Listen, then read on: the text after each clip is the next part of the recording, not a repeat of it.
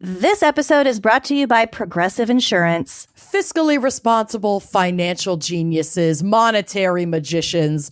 These are the things people say about drivers who switch their car insurance to Progressive and save hundreds. Visit progressive.com to see if you could save. Progressive Casualty Insurance Company and affiliates. Potential savings will vary. Not available in all states or situations.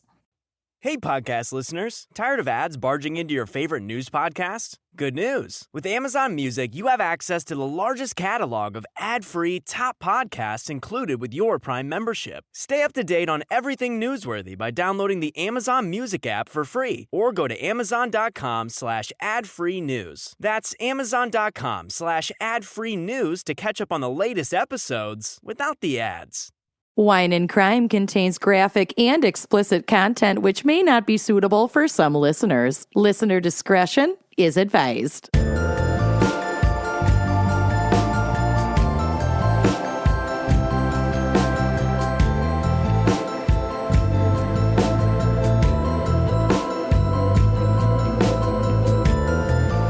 You are listening to Wine and Crime, the podcast where two friends chug whatever we've got in front of us, chat true crime, and unleash their worst Minnesotan accents. Yeah.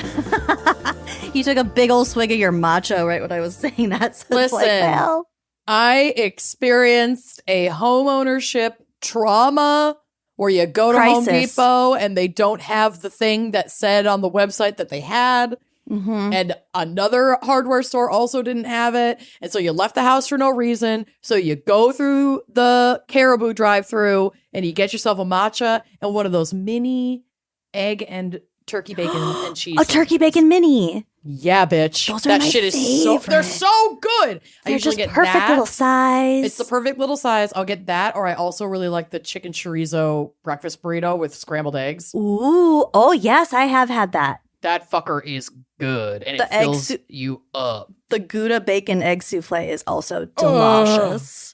Anyway, this episode not brought to you by Caribou, but it's not brought to you by Caribou. I'm brought to you by Caribou today. Caribou's wide offering of just little microwavable pouch snacks that are Caribou somehow reaches out and really is like, good. Could you not promote us, please? We don't want to be associated with Hey, you. thanks, but like, no thank you. We have to pixelate out the branding on your cup. We're not doing that. We don't have the budget for Blur. You kidding me? What is this? For Blur?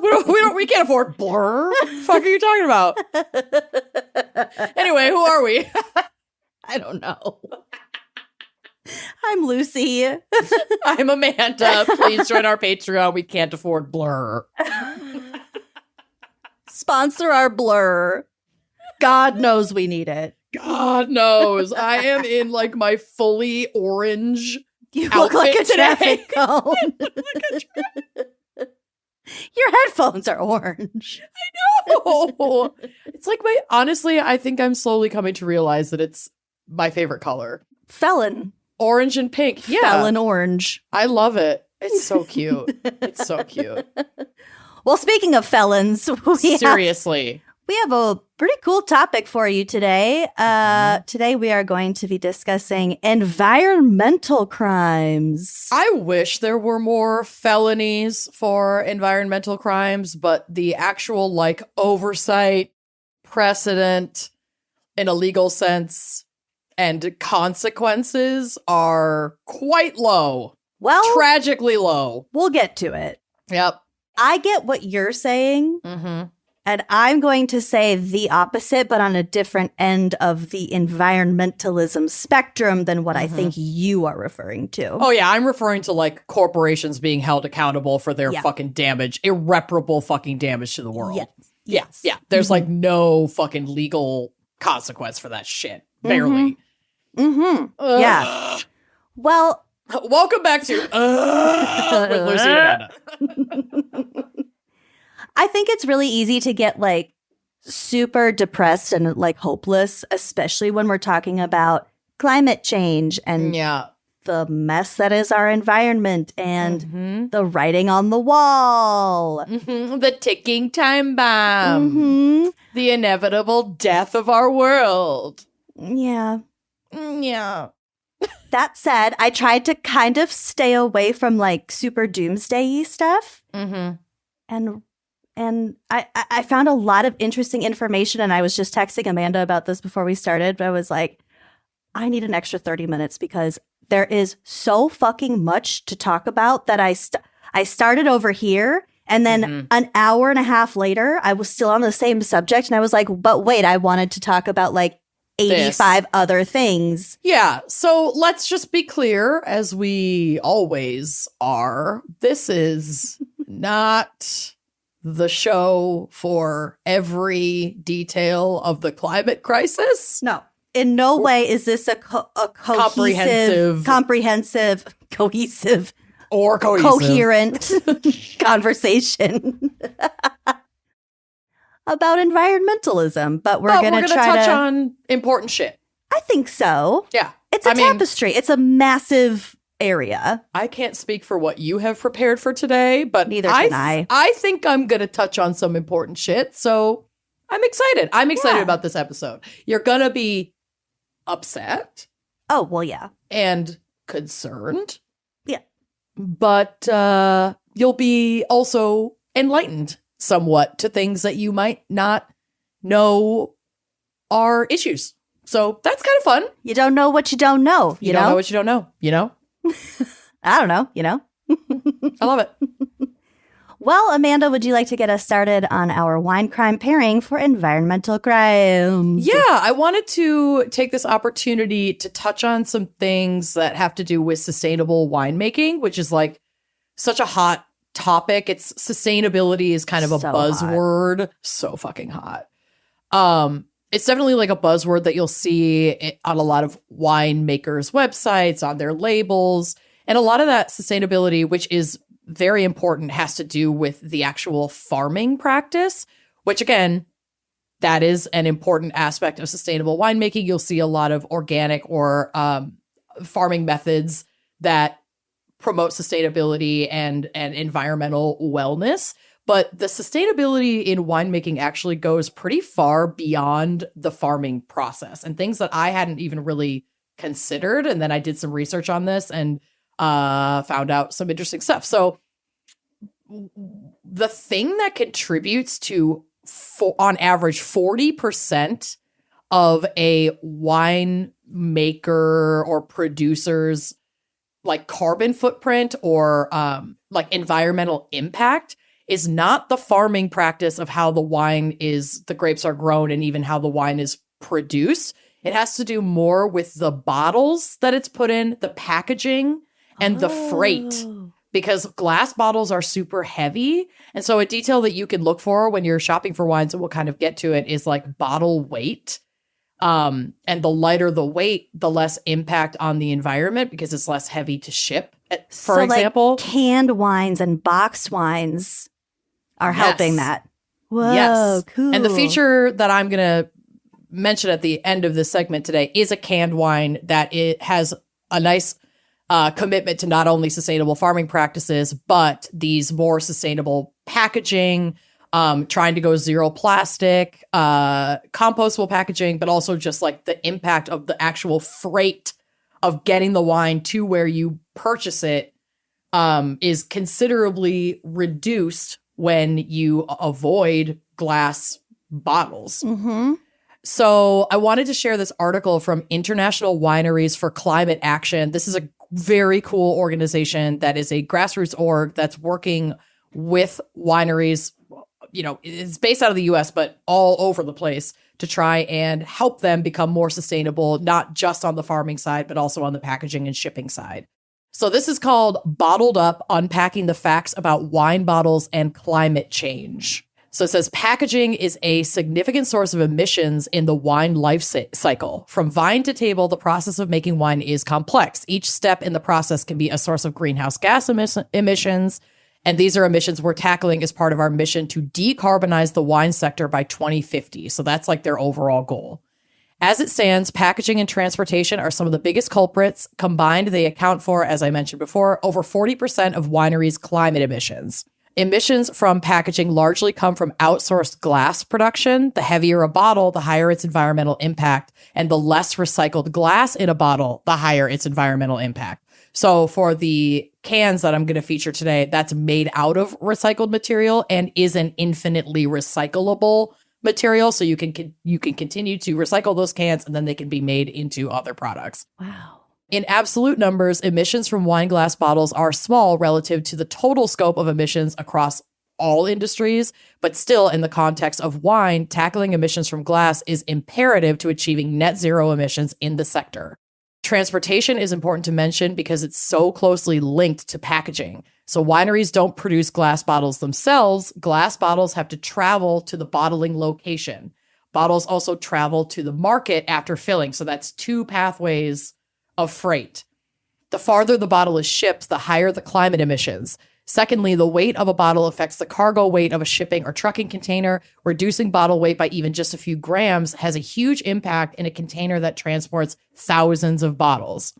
Glass bottles can be one of the most sustainable packaging options if done correctly.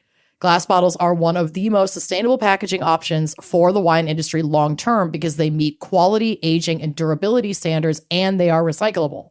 But that being said, the wine and glass industries must continue improving the sustainability of glass packaging. For example, the glass industry can use more recycled cullet in their bottles and switch their furnaces from fossil fuels to renewable electricity. So the actual process of melting down that glass to rework it, like fossil fuels are a huge problem with just energy source, period. Yeah. Do you know about like corks versus caps too? I don't know. I don't think that's mentioned in this article. Well, cork is made out of wood and you don't recycle cork. So I would think that the corking is also probably moving away from things like cork, and even a lot of wine is packed and shipped in wooden crates. So that's obviously heavy, which increases the freight, emissions. That's but so also, old-timey. Quit using wooden crates. But it's still really popular. I know, but I should just get over it. It's weird. But That's then weird. obviously deforestation is a problem if we have to source all the wood to make these packages and corks. Yeah. Wineries can design their bottles to reduce their weights and purchase glass from more sustainable suppliers. Some wine growing regions are exploring refillable bottles. This is like becoming a popular thing where you get your wine and you rinse out your bottle and then you can refill it with other wine. Many of the IWCA's members have pioneered innovations in this space, resulting in hundreds of tons of glass saved yearly. We're committed to accelerating similar transitions across the wine and glass industries. Consumers also play a part in wine sustainability. Consumers might be at the end of the wine supply chain, but ultimately this gives them an important role. Consumers can vote with their feet, purchasing wine from climate-conscious wineries and call upon their favorite wineries to mitigate their climate emissions. Consumers are ultimately also responsible for proper recycling of a wine bottle post-consumption. And obviously, recycling infrastructure is not accessible to everyone, even in the United States. Fucked up. It's wild. When I lived in upstate New York, we didn't have any kind of city or town recycling. You had to bring your bottles to a recycling station, your bottles and cans. They had them at Wegmans, the grocery store. And how many people do that? Like any kind of recycling, not even the stuff you get nickels back for and whatever?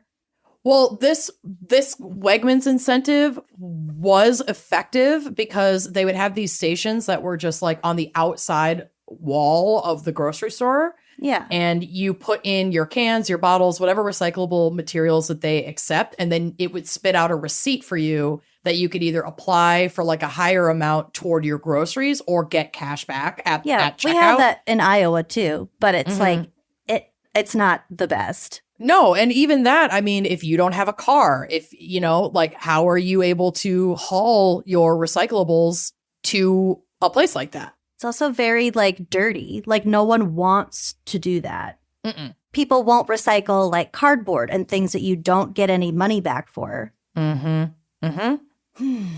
the lack of comprehensive recycling infrastructure in a lot of states and cities and towns is a challenge. Minnesota has pretty good recycling infrastructure, and there are employees that work for the city, at least in Minneapolis, that sort garbage as well to try and pull out recyclables that may have been mistakenly put into garbage cans. But obviously not every city budget covers that.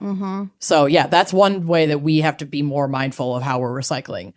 Also, places that have a lot of rental properties where the city doesn't go to pick up your recycling. Like they would have to have their own dumpster Private. that the landlord pays for. Yep. That's the company that my friend that you also know started to address the issues with people living in apartments who want to recycle, and there isn't a good option in the city to do that. So it says, unfortunately, many consumers are unaware of the role that they can play. Many lack information or have misconceptions. I guess there was like a rumor in the wine industry that a heavier bottle means higher quality wine. That is not true. The thickness of the glass is not as much of a factor as the color of the glass in how light gets through that affects the quality or the flavor profile of the wine. So the thickness is not really an issue. They say, we're excited to see growing awareness about climate change and wine amongst consumers and media, including about the packaging issue. And there have even been articles out in like the Washington Post talking about it. So it says, through collective action, we can decarbonize the wine sector. As we approach the end of the year, we at IWCA raise a glass of sustainable wine to celebrate progress by our member wineries and others in driving climate action and awareness. So you can access kind of their like approved wineries at International Wineries for Climate Action. It's iwcawine.org. Very worth checking them out and seeing kind of what their partners are. You could support their work and learn a little bit more about their mission. But that's really something that I had not given a lot of thought to, is like the literal weight of the product is going to impact the climate because of the shipping. Yeah. So also that makes it more expensive for you, the consumer. It does. A cool wine program. It's called Sipwell Wine Co. And you can check them out at sipwellwine.com. They do canned wines, sustainably farmed with like I said, recyclable materials. They're on a mission to go completely zero plastic, but it's mostly recyclables in wines of all different kinds of varietals. So they use organic grapes. Each one is single serve. So you're also, I feel like it's lower waste because you're not like opening a bottle and then letting it go bad. You can just have these in your fridge. That's my big issue. I'll have like a glass or two and then it just sits there and I like forget about it. And you can get it actually delivered to your door and you can mix and match what's in the box. It's also a totally woman-owned company, which I think is super, super cool. Makes sense. Yeah. I would highly recommend checking them out. Some of the featured wines on their website include a sparkling white. It's called Tiny Victories Sparkling White. The branding is super cute too. Rocksteady Sparkling Rosé. The Go Better Chilled Red Wine. There is a Pinot Noir. It's called the High Point Pinot Noir. They really do have a lot of wines that would be appealing to a lot of different wine drinkers. Again, that sort of saving it for later, like these will keep in your fridge for a very long time. And because they're canned. Unopened, right. And because they're canned and not corked, even if you have like a corked that is unopened bottle of, say, white wine that's sitting in your fridge, after a while, that cork can degrade if you don't drink it fast enough, and then oxygen can get in, and that can oxidize and kind of ruin your wine before you even get a chance to open it. That's what we call a corked wine. If you open a fresh bottle of wine that has a cork in it, it kind of smells like vinegary and off. It's likely that there was some cork degradation and oxygen was able to access that. That doesn't happen with a can. So I just wanted to shout them out. Sipwell Wine Co. They have beautiful marketing, woman-owned business. They're committed to sustainability, and it's all canned. So you're not dealing with a lot of the carbon footprint issues that like larger scale glass bottle wineries are dealing with. So I thought that was kind of a cool concept. I love it. Yeah. I like when companies are being proactive. Are trying at all. Yeah. It's so great. It's nice. It's nice. We're proud of you. Well, I know you're drinking your iced matcha. You got anything else in there? Oh, I'm high as a kite. That's why I can barely fucking read. Yup. Are you sipping on anything today? I am. I got wine. Yum. It's a Kendall Jackson Sauvignon Blanc. K-Jack. I'm not going to say it's great, but it's something. And I haven't drank during an episode in a minute. It's your time to shine, baby. And it's after 4 p.m. I can justify this. Yeah, you absolutely It's not can. a noon recording. No. All right, well, let's hear a word from our sponsors so you can do a little chug. Mm-hmm. And then come back and hear what you have for us. Love it. If you are like me, you probably can't name every single subscription that you have. I know that I can't. Found out about a new one today. Oh, no. So clearly I'm not alone. I just learned that over 74% of people have subscriptions that they have forgotten about. But with Rocket Money, I don't have to remember every subscription or worry about forgetting any because I can see them all laid out right in front of me. Rocket Money is a personal finance app that helps you find and cancel your unwanted subscriptions, monitors your spending, and helps lower your bills so you can grow your savings. You can see all of your subscriptions in one beautiful, logically organized place. Mm-hmm. And you can see exactly like where your money is going. And for anything that you don't want anymore, like any subscriptions, Rocket Money can help you cancel them with just a few taps. They make it remarkably easy. It feels like magic. Yep. Rocket Money's dashboards gives you a clear view of your expenses across all of your accounts. If you've got a credit card and a debit card and all the stuff that are maybe through like different institutions, this is where they all come together. This is what we've been waiting for.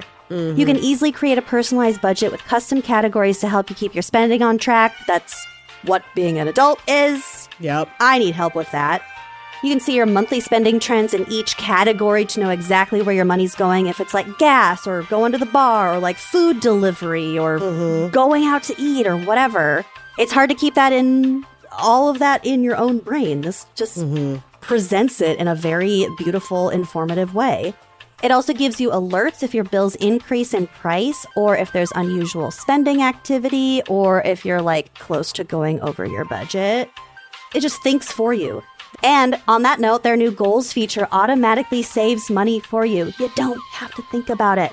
Whether your goal is to pay off your credit card debt, put away money for a house, or just build your savings, Rocket Money makes it so easy. They will even try to negotiate lower bills for you, sometimes by up to 20%. Rocket Money automatically scans your bills to find opportunities to save, and then you can ask them to negotiate for you. They will deal with customer service. I love it. Rocket Money has over 5 million users and has saved a total of $500 million in canceled subscriptions, saving members up to $740 a year when using all of the app's features. Stop wasting money on things you don't use. Cancel your unwanted subscriptions by going to rocketmoney.com/gals. That's rocketmoney.com/gals. rocketmoney.com/gals. If you are ready for a refresh of your linens, your towels, your home essentials, look no further than Brooklinen. These products are made to be loved and lived in for years to come. And they make that really easy to do because they have an enormous array of like super comfy sheets, bedding, duvet covers. They have bath towels. They've got candles. They've got sleep masks. Pretty much anything that you use day to day, like in your personal home and environment. Brooklinen has something incredible just for you. Their quality is every bit as good as some of like the really expensive like luxury brands. And their cost is nowhere near that. The value is so excellent. Brooklinen's super high quality products have been tested and awarded by experts. And that includes Good Housekeeping, GQ, Wirecutter. Like these are names that you know and trust. Brooklinen's sheets are tried and true with over 200,000 5-star reviews. 2 of those are coming from us. And millions of happy customers. Brooklinen also has like customizable bundles. So if you want to refresh your bedding or your bathroom, or like, I don't know, your in-laws are coming over for the holidays and you're like, maybe my white towels aren't faring so well anymore and I want to look a little more put together. You got to check out their bundles because this just has everything you need in one place. I cannot recommend their really big bath sheets more. They're like extra big. They're really thin. They dry super quickly. They never get like that musty, gross, like bath towel smell. And I feel like they get softer every single time I wash them. We are big fans of Brooklinen. So refresh your space today with Brooklinen's award-winning textures, layers, and home essentials. Visit in-store or online at brooklinen.com. That's BROOKLINEN.com and get 15% off your first order today. There are a million reasons why you love your cat. The companionship, their affection, their squished little face, Their fluffy tails. their fluffy tail, even their independence and your security in the knowledge that you are one of the few humans that they can tolerate and maybe even love. The worst part, though, is dealing with their litter boxes. So stop scooping poop and upgrade your litter box situation with Litter Robot by Whisker. Litter Robot has absolutely changed the game. And previously it was like Corey's job to do the litter boxes. And now he like doesn't even have to. No. So I got to find a new household task for him. Litter Robot by Whisker is the solution to all of your litter box problems. Litter Robot's self-cleaning technology automatically cleans after every single use. So your cats will always have exactly what they deserve, which is a fresh bed of litter to do their business. And also, even better, maybe, your friends won't think that your house smells like a litter box because that can be quite embarrassing and gross. Litter Robot will send a notification to your phone when it needs to be emptied. It even gives you data and insights to stay on top of your cat's health. It knows which one of your cats is pooping at any given time. It's amazing. It weighs them. It just keeps track of like their like bioanalyticals. And it gives you a lot of peace of mind. And Litter Robot is perfect for the gift-giving season and holidays, making it the perfect time to join over 1 million happy pets and pet parents who have upgraded to Litter Robot. I remember the days when I had to like empty my litter boxes, and especially when it wasn't just a scoop situation, it was like a full refresh. Yeah. And you gotta like get out the hose and like hose out the boxes. And in the middle of winter, it just always seems like such a huge task. And I know you do this too. We used to have our litter boxes in my laundry room. Yep. So every time I wanted to do laundry, I had to like confront the guilt of my dirty litter boxes. No more. Litter Robot has totally changed the litter dynamics in our household, and I could not be happier. As a special holiday offer, Whisker is offering up to $100 off Litter Robot bundles, and as a special offer to our listeners, you can get an additional $50 off when you go to stopscooping.com/gals. This is Litter Robot's best offer ever, up to $100 off Litter Robot bundles and an additional $50 off when you go to stopscooping.com/gals, stopscooping.com/gals. Okay, welcome back. Also, I just want to mention, if you hear any strange sounds on my side of the recording, my husband... got gas. It's for once, it's not my gas, although I'm sure we owe John a raise for all the farts he's had to cut out of my side of the recording. But my husband and father-in-law are upstairs working on house projects because he came over to help with a light fixture that we ended up not being able to hang. So he's just like here helping with other stuff. They're refinishing the floor in the guest room, and it's just like so cute. So I can hear them fucking around up there, but there's nothing I can do about it. So everybody just calm down. Fuck off. We should do in-law crimes. Oh my God. That'd be good. That would be good. Make a note. I'm adding it to I'm adding it to my note. Our in-laws would not make it onto the episode for being criminals. We both got pretty lucky in the in-law department for the most part. We wouldn't be on that show, but my God, I I've heard stories. You hear horror stories about the in-laws. I saw this is totally unrelated, but I saw this thing on Reddit the other day where a woman was talking about how she's planning her wedding with her fiance. Oh, God. And the the in-laws are like not contributing financially, but they have so many demands of what needs to be done with the wedding. Is this like a am I the asshole post? It's like an am I overreacting? Because she was posting about how I'm planning my wedding with my husband, but it's making me not want to marry him. And I actually commented because I was like, listen, if your husband is not willing to like back you up in boundary setting with his family, which is ultimately his responsibility, like they're the family. I saw this written in there. I can't take credit for this, but it's like they're the family that he was born into, but you, the fiance, are the family he's choosing. And so like he has to honor that. And you know, he's just bending over to like everything that they want for the wedding. They wanted to do no kids, and then the family threw a fit, and you know, it's like a whole thing. And I was like, listen, if you can't get that figured out now, it's going to be prevalent throughout the marriage. When you have children, if you have any issues with the family, like this is just a tip of the iceberg before you're locked in and you're married. So like when you marry somebody, you kind of marry their family. And if that boundary setting isn't there, it can be really tricky.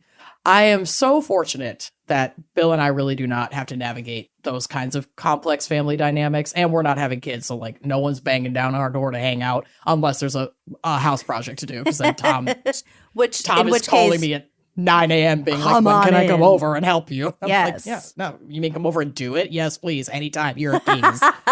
I'll supervise. I'll be the drinks coordinator. I will get you ice water, lemonade, a cold beer, whatever you want. Done. But yeah, I thought it was an interesting conversation and like worth noting. I think in-law crimes would be really interesting. Let's fucking do it. All right. It's on my note. Birth of a new episode. You heard it here first, folks. This is how we no think one's of this ever shit. covered this before. Well, speaking of new information, let's get it going on environmental crimes, shall we? Oh, God. Yep. According to the FBI, environmental crime is a broad category of offenses that include timber and wildlife trafficking. Apparently, timber trafficking is like a big fucking issue. And that is one of the things that I did not have time to get into. So at some point, we should do logging crimes. I guess I never thought about timber. I know how much plant trafficking is a problem because plants that don't belong in certain ecosystems can like really fuck shit up, plants and animals and bugs and all that kind of shit. I never really thought about timber.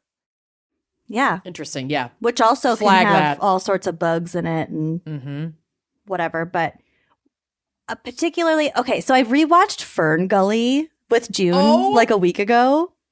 My God. Deeply underrated animated movie from our childhood. Also terrifying. The like smog monster. So sad. The big caterpillar bulldozers. Oh my God. It's like sitting in therapy. When did your trauma begin? Just pulls Fern up Gully. the Fern Gully VHS. 4 Right years here, old, bitch. Fern Gully. My God. So I'm proud to have instilled that in June. Scare her. Well before the age of 4. Scare her straight. But yeah, timber, logging. We'll get to it at some point. Not today. Oh, yeah. Well, I get to it a little bit. Another thing that I thought about that I meant to research and did not. I'm just going to list the things I'm not going to tell you about. This segment. This is amazing. When Corey and I were living in China, we went to a province city called Kunming. And by like a week, we missed their, I don't know what they called it, but I think they were trying to sort of basically call it a wildlife expo. But that's where a bunch of dealers and traders go to buy like tiger penises. Exotic like, animals and parts. And I kind of wanted to go just because there was some crazy shit there. Yeah. But, and that's maybe sort it's of like, best that you didn't go. probably best that I didn't go. Maybe that's a cultural experience that I think you can sit out. Kunming, gorgeous. Dali. Oh, Kunming. I think Kunming was the capital. Dali was the town that we went to. It's like in the mountains. It's like Western kind of China. It's close to like Tibet, sort of. Gorgeous. Yeah. Beautiful. Gorgeous. But yeah, so that would be like wildlife trafficking and a bunch of other stuff. Mm-hmm. More offenses also include illegal fishing, illegal waste trade, pollution. Poaching fall under that wildlife trafficking? Definitely poaching, Okay. yeah. Like ivory trade and stuff like that. Also animal cruelty, such as dog fighting, cockfighting, animal torture. But not animal testing. Yeah, funny how that's protected.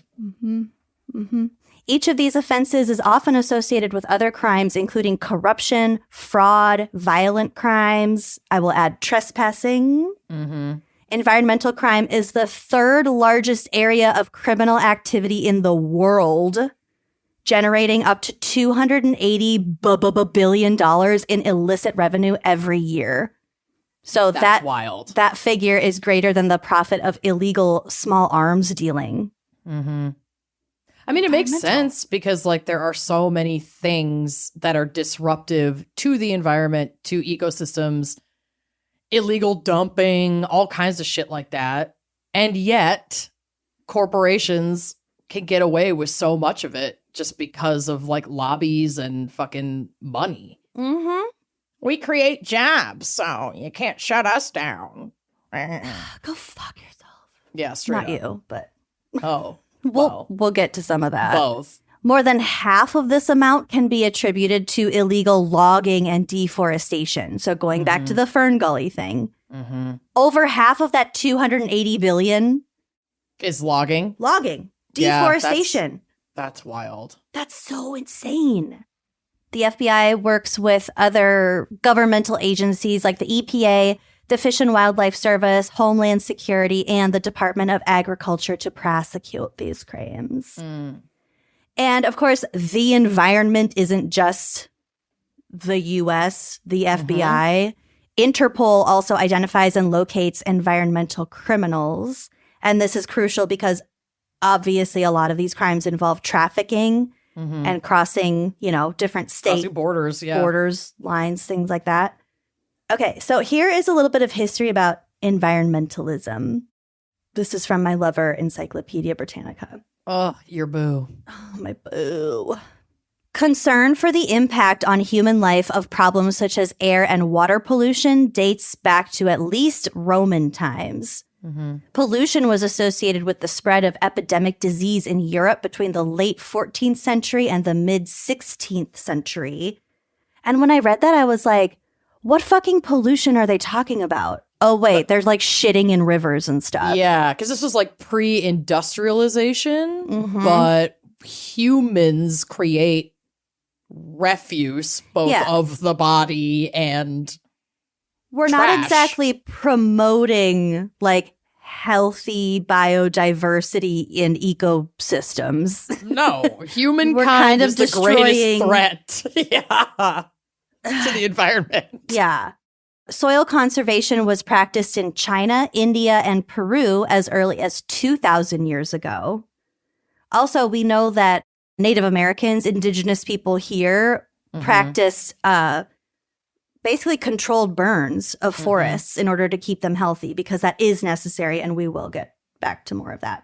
Yeah, indigenous practices of caring for and living on the land are what is really at the forefront of the land back movement. It's not about, people get it so mixed up with like, oh, Native Americans and indigenous people just want to like kick me out of my house and build more casinos.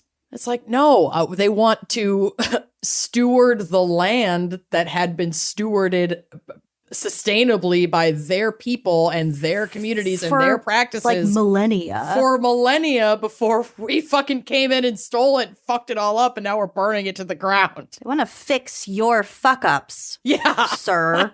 So, maybe open your mind to those kinds of conversations too. If you care about the environment. Which we all should, but we'll also get to that. In general, however, such concerns did not give rise to like public activism. So back then they were just for, you know, quote unquote experts at the time. Well, real experts at the time, people who knew what the fuck they were talking about. Other normal, regular people had bigger fish to fry than soil conservation and things like that. The contemporary environmental movement arose primarily from concerns in the late 19th century about the protection of the countryside in Europe and also the wilderness in the United States and the health consequence of pollution during the Industrial Revolution. The Industrial Revolution was fucking nasty. Oh. Nasty. Bad. A lot of coal, a lot of mining, a lot of just like sooty children. Not even, States. however, I guess like when you think about the, frankly, irrevocable damage of the Industrial Revolution, we now in the modern era are... We did get a lot out of it also. We sure did, but we are producing more carbon emissions now than we did then. Oh, yeah, because technology has, you know, it exponentially goes up in terms of like progress. Yeah. So we might not, our kids might not be covered in soot, but like we're fucking it up.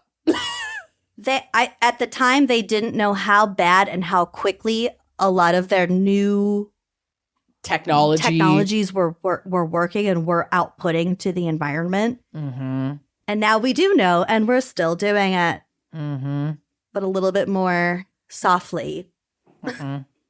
Oh, God. I promised this wasn't going to be depressing. how there was no avoiding the depression of this topic. It's not avoidable.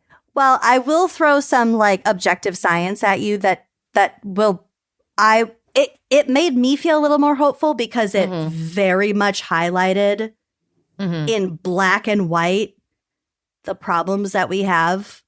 So again, we'll get to it. But I do have psych, and I'm very proud of myself for having psych for this episode. Whoa, hell yeah. Yeah. So around this time, like late 19th century, environmentalists began moving away from the liberal viewpoint that the free market could solve all of the problems if they were like social, economic, blah, blah, blah. And started promoting the idea that the government probably should establish some regulations, particularly when it came to the preservation of resources. So they were like, oh shit, people are inherently greedy on an individual level. We do not think about the collective, nor do we think about the distant future. So 3-body problem. It was just like, we have to get the governments involved to have like enforceable regulations because we will not do this on our own, which is still true. In the late 19th and early 20th centuries, we begin to see organized conservation efforts largely in the U.S., but also around the world, particularly in like Europe and Oceania, which I always forget exists. We don't learn about that shit. We don't. It's like Canada. Yep. And that includes the establishment of state parks and national forests. I think the first one was in New Mexico. The first one in the U.S. was in New Mexico. Oh, cool. So starting in the 1960s, we see the green political movement, quote, in the form of activist non-governmental organizations and environmentalist political parties. So this happened both in and out of the political system. Despite the diversity of the environmental movement, 4 pillars provided a unifying theme to the broad goals of political ecology. So those were protection of the environment, grassroots democracy, social justice, and nonviolence. Okay. So this is kind of the first, well, I shouldn't even say that. It's not the first time. It might be the time when the idea that environmental justice is tied with women's rights, is tied with just basically the safety and the stability of every single facet of every person's life. Yeah, I mean, all of these kinds of systems of oppression and injustice are intrinsically linked. And, you know, if you are someone who cares about environmental justice, but maybe is not paying close attention or investing much in say, the genocide Social in Palestine. justice? Yeah. You know, like beyond even just the immediate devastation of Palestinians, like the lasting global environmental impact of what's happening there is terrifying.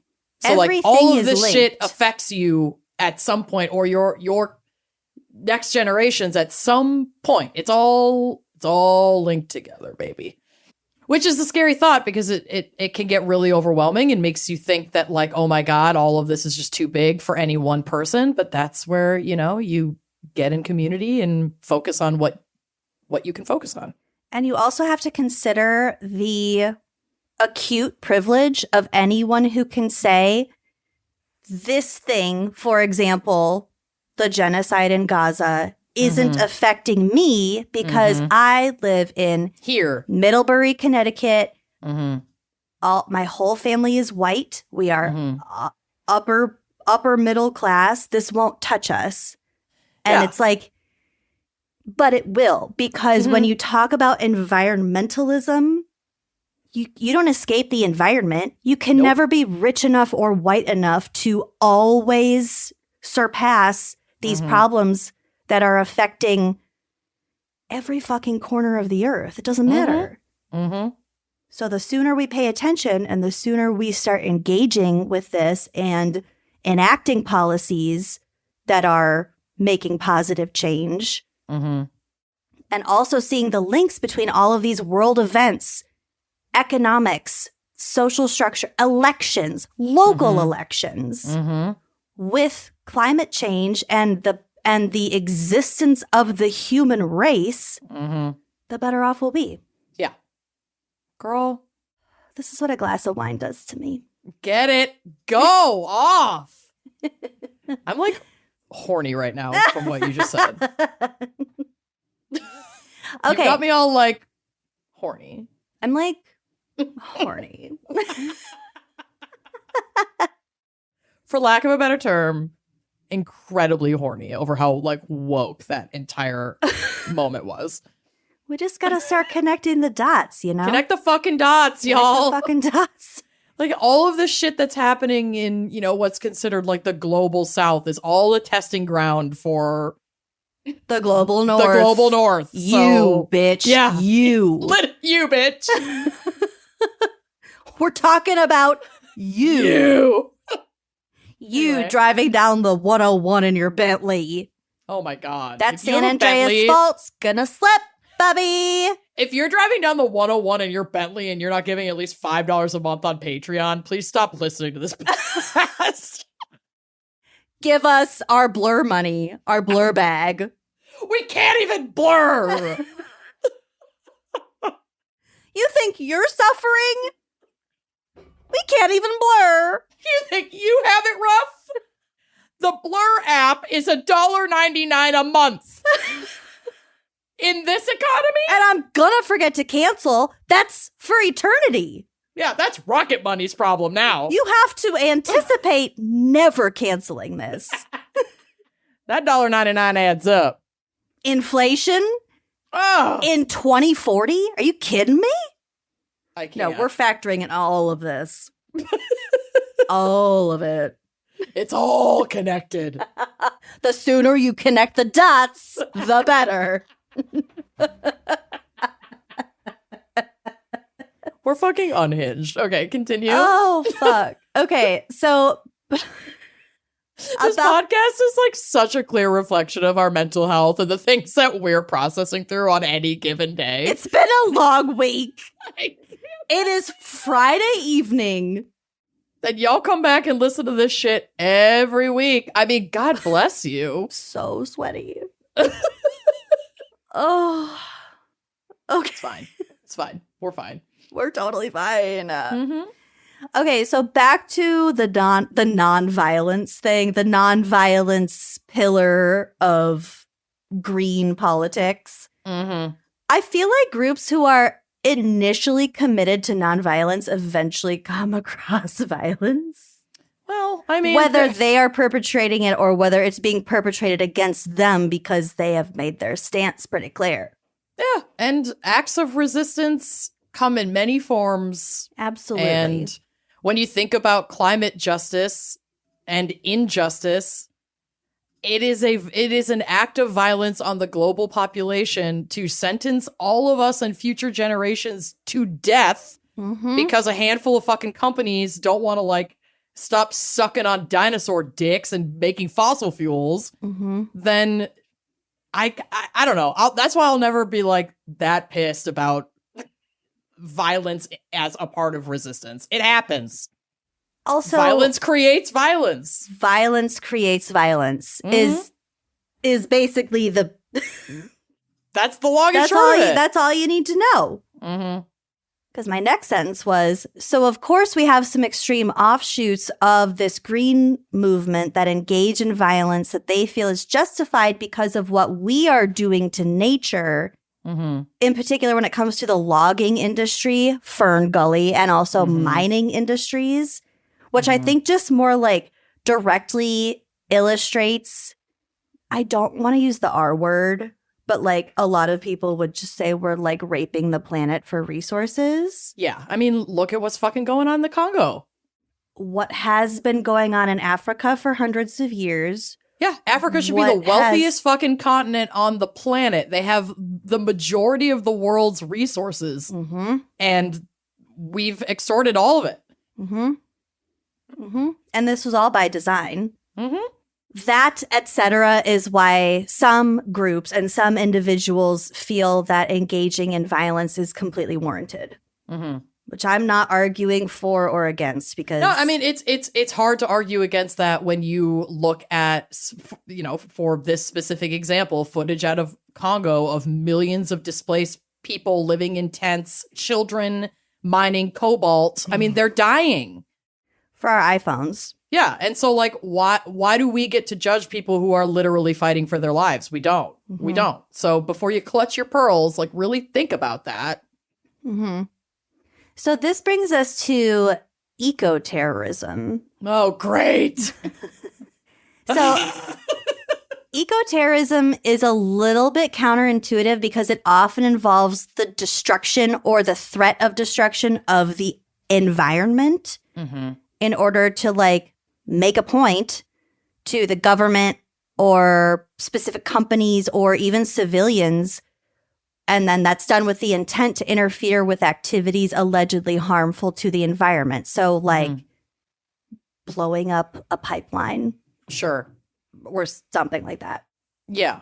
Some people, probably people who are more sympathetic to this kind of behavior, would call this anti-system violence because it just disrupts the system. And it's the system that is harming the planet. It is technically bioterrorism, but that is kind of the point. We'll get to it, yeah. So examples include like I said, blowing up a part of the pipeline, threats to contaminate water supplies, or threats to destroy or disable energy utilities. Also not even threats, like doing it. Yeah. As well as practices such as the deployment of anthrax or other biological agents. Because I think in those, I mean, my immediate thought about that was just like, oh, you want to fuck with nature? We're going to let nature fuck with you. Yeah, I mean, and does that freak me out? Absolutely it does. But I also get it. I get it. Yeah, I'm not trying to like make a stance on any of these things because it is illegal. It is violent.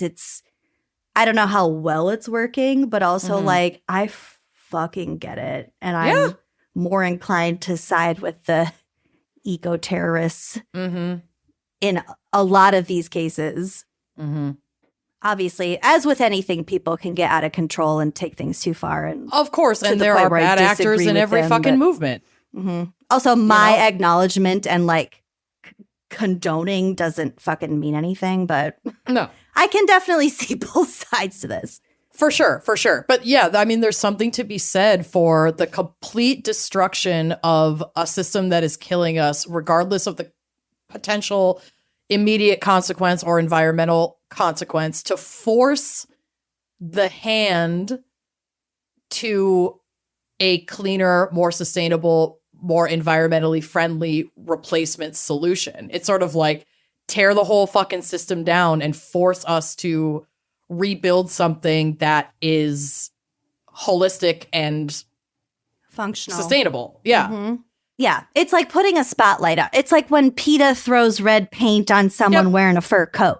You're not fixing anything. No. You're actually damaging the thing that you're trying to conserve in the short run, but you're putting a big old spotlight on it so that hopefully more people will care And pay attention. And people like to not pay attention to shit until it is directly inconveniencing or affecting them. So we'll get to it. We'll get to it. Yeah. Yeah. Another form of eco-terrorism, which is often described as environmental warfare, is used as a strategy of war. So, for example, when the U.S. used Agent Orange in Vietnam. Jesus. Also, when Iraqi forces set Kuwaiti oil wells on fire during the Persian Gulf, like both of these things, and those are just two examples, had long-lasting, widespread, severe effects because of their environmental modification. So in 1976, the UN outlined all of these things and outlawed those actions. But of course, they still exist. We do that shit all the time, especially it's a weapon of war crimes, schmore crimes. I know. We clearly do not enforce that shit. Well, we do, but it just depends on what nation. Good fucking point. Very good point. But yeah, it depends on, the color of the skin of the people that we're doing this to. It is a war crime. And I think you could find examples of this happening, I'm sure, in like Ukraine. Obviously in Gaza, widespread, long-lasting, severe effects, changing the environment. You're restricting water and food and like currently is what over 60 70% of their farmland is completely destroyed. So and it's things like the that. lasting It's impact to the soil, like things will not be able to fucking grow there for it's elements generations. It's elements like that will permanently alter some aspect of the landscape, the environment, their like agricultural systems that constitute that particular action as this particular war crime. Yep. I don't know. It's just so insidious just to go after like the lifeblood of a part of the planet. Yeah. Back to the eco-terrorists. Some of their tactics are quite violent and not great, but some of them are really petty and I kind of love it. Okay. So they're probably at least trespassing when they commit their acts. And sometimes they commit some like light sabotage of like company equipment or the environmentally harmless modification of natural resources in order to make them inaccessible or unsuitable for commercial use. So examples of this practice, which is known as monkey wrenching, because it's like kind of low stakes. Like you're not gonna kill anyone. No. Unless something goes really sideways. Yeah. And it's really just meant to fuck up their systems. So this includes like plugging factory waste outlets so that the waste just backs up. So shit backs up? Oh, no. Because it's like, no, don't dump this in our river. You fucking deal with it. You deal with it. You're not just gonna pass the buck down the road, downriver, literally. No. You create this shit, you deal with this shit. They would also like drive like metal spikes into living trees so that they can't be logged and milled. Like the wood is useless. So if it went through the mill, it would like destroy all of the milling equipment. Okay, that's genius. So they'll just go through like a whole forested area and put metal spikes in the tree so that the tree can grow around it just fine. The tree's fine. Yeah. And no one else can use it. I love that. I kind of love that. Other activities described as eco-terrorism include protest actions by animal rights groups, which have included the destruction of property in stores, like retail stores that sell products made of fur, And also the test on bombing animals or things like that. Yeah. and the bombing of labs that perform experiments on animals. In the early 90s, the FBI made like a big fucking deal about animal rights activists. Oh, yeah. This was kind of when like PETA was sort of peaking, and the FBI reacted. They made a big deal about criminal penalties for this type of eco-terrorism dramatically increased by the passage of the Animal Enterprise Protection Act. So this Protecting the literal labs, not the fucking animals. correct. Of fucking course. Animal enterprise, Yeah. Uh-huh. not just Okay. animals. Right. The business. The business side of the profit-making side of this.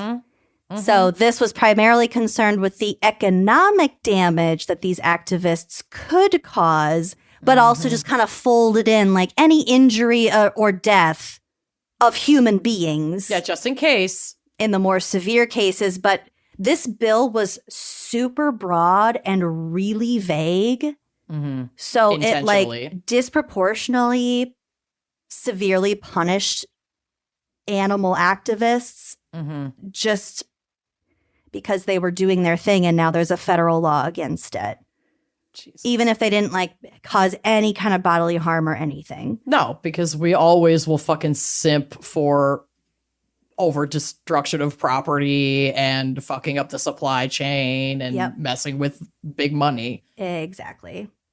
So a little example of this. Straight edge, vegan, environmentalist, and animal liberationist Daniel Andreas San Diego. Sounds like everyone we made out with in high school Everyone. on Earth Day. Also, like, he's got to be so much fun at parties. I bet.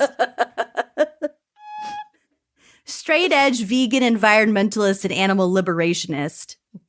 Listen, I support your cause, but I do not want to be friends with you. I back you. I back you. I made out with you in high school.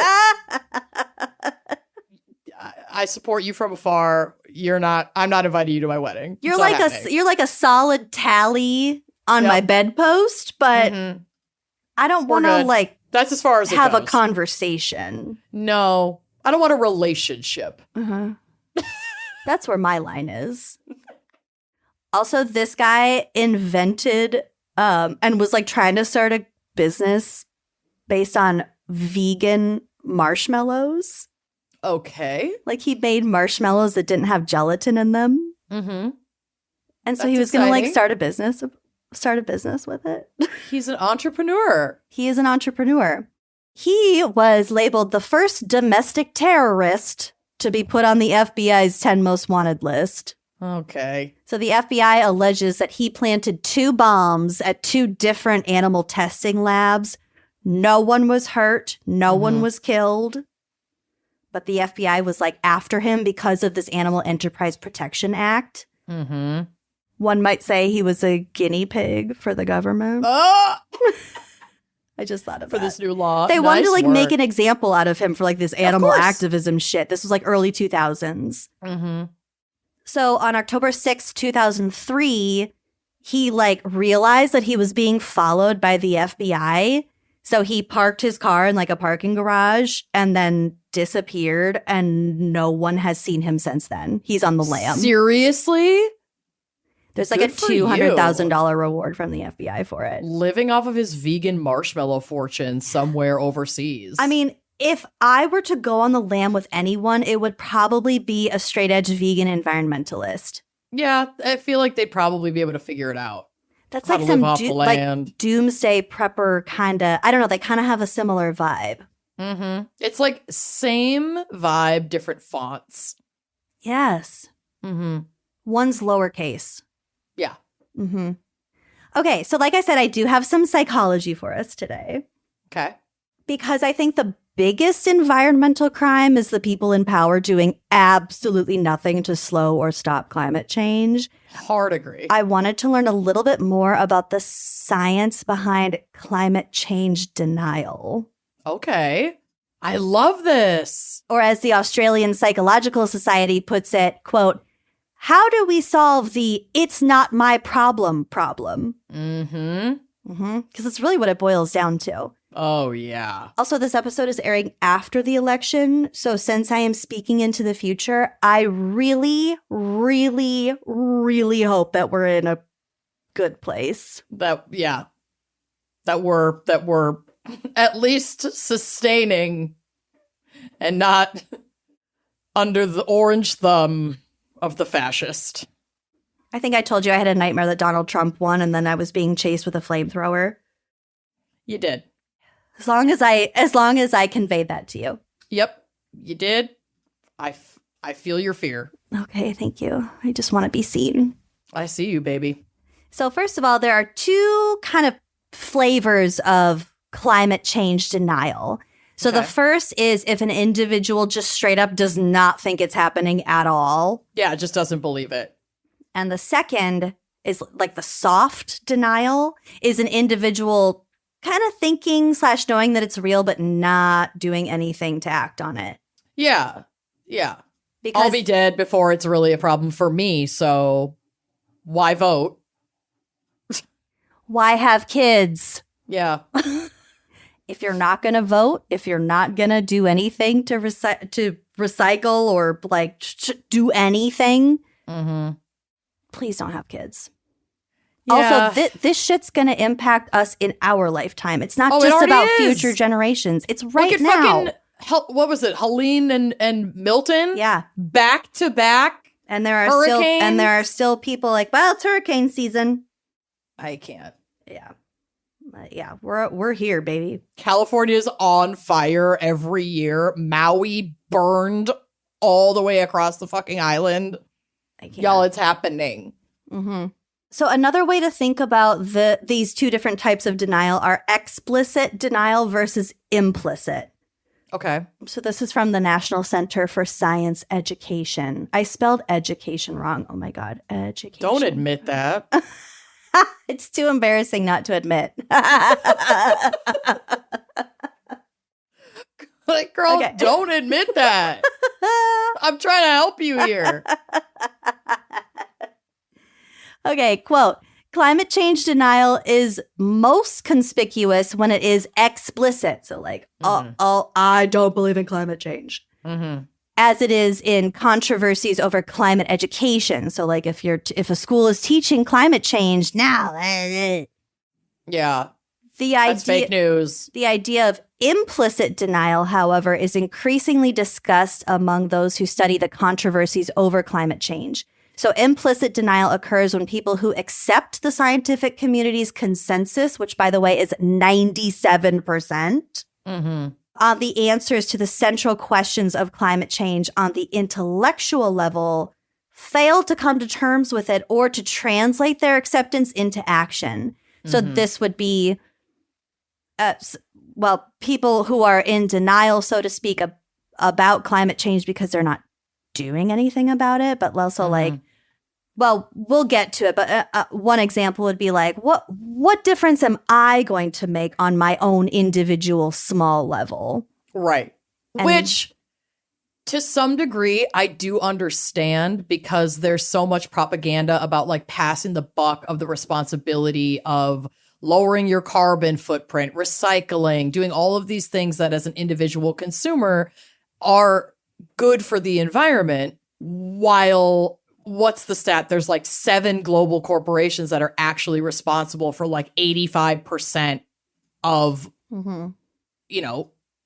climate impact. Oh, So it's like a yes and. It's definitely a yes and.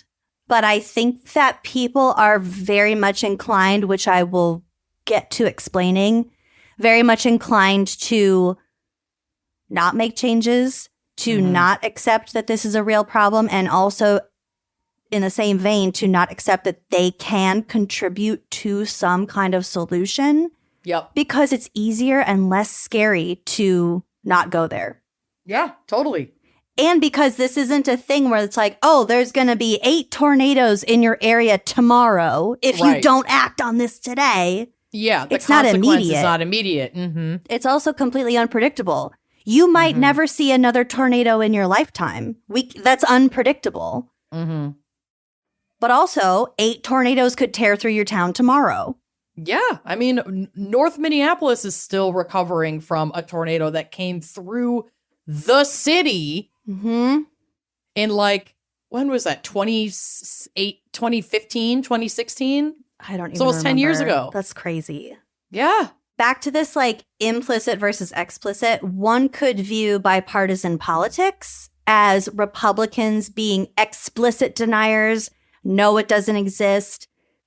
The climate fluctuates every 3,000 years, whatever the fuck their talking points are. Mm-hmm. And also Democrats who are implicit deniers by admitting that it's a thing and we have to make a change, but we're going to keep drilling in the Arctic. We're going to keep expanding coal mining. Because the economy is the number one. If we don't have economic growth, it's bad. Yeah. Like we'll never be able to fix the problem. We have to keep growing at all costs. Mm-hmm. This quote is from a study from nature.com. Quote, we estimate that 14.8% of Americans do not believe in climate change. So these would be explicit deniers. Mm. This denialism is highest in the central and southern United States. Mm-hmm. However, it also persists in clusters within certain states, for example, California, where belief in climate change is otherwise pretty high. Mm-hmm. Political affiliation has the strongest correlation of who does or does not believe, quote unquote, in climate change, followed by level of education, COVID-19 vaccination rates. Mm-hmm. That correlation makes a lot of sense, actually. Mm-hmm. Carbon intensity of the regional economy. So, like, if your whole economy is dependent on coal, then you're going to fight to keep your job. You're not going to admit that climate change exists because that's your whole livelihood, which I understand. Yeah, it's deeply troubling, and I get it. Mm-hmm. That's one of the fucking many adverse effects of capitalism. Mm-hmm. If we can't survive unless we are producing something and making money and growing the economy, then it's not in your immediate best interest to, buck your own industry that's fucking keeping food on you and your family's table. It's insidious. The last factor is income, which I think kind of relates to a couple of those previous factors. Renowned environmental psychologist Robert Gifford has identified 33 barriers to climate action, which he calls, in the most badass fashion, the Dragons of Inaction. Ooh, I like that. So there's 33 dragons. And these are behavioral, cognitive things, psychological things that prevent any given person from taking pro-environmental action. So the first one is limited cognition. So this is simply if they don't have the information, or if they have inaccurate information, or if they get their news exclusively from Fox and Facebook. Yeah. This would also include people who don't think, like I said, that they can make a difference on their own and contribute to positive change without like, oh, well, there are 7 corporations that contribute to that, which I'm not like mocking or anything, but like, no, people are like, well, this has to happen on a legislative corporate level for it to make any kind of a difference. Which is true, but that won't happen unless we as the consumers push for that to happen. So we still have to take action. It's my opinion that it's going to be a domino effect, and we have to vote with our dollars. That's the only thing that's going to have an effect. They Literally. It's strictly greed and money. That's what it's about, period. And if our solutions don't have a way of generating profit, it's not going to happen. Not in the current system, that's for sure. Second dragon, ideological worldviews. So these are preconceived ideas such as the belief that God is in charge, or let go and let God. Jesus take the wheel. Book of Revelation. There's going to be floods and fires, and oh look, there's floods and there's fires. Jesus is coming. It's a good thing. Also, people who believe in free enterprise capitalism, or that the future technologies are going to solve this problem. Like, oh, it's in the hands of the next generation. They'll figure it out. This would also include the don't tread on me camp. Mm-hmm.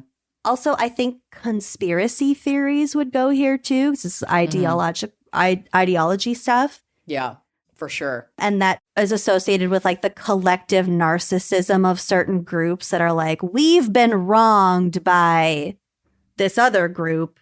Mm-hmm. You know, it's not fair, whatever. Like these rules don't apply to us. Sure. It's my freedoms. Yeah. Don't take away my freedoms. I don't want to drive a smart car. Yeah. Fuck you. Yeah. Okay, then we have social comparison. So these are people who people in general will adopt the behaviors of others around them that they admire, like so-called influencers. Mm-hmm. And these behaviors include energy consumption. Mm. So if everyone in your neighborhood is getting solar panels and making a big deal about turning your lights off when you're not home and setting your thermostat to like a smart, like, oh, we're out of town, we don't need it at this things like that, then you would be more likely to participate in those behaviors as well.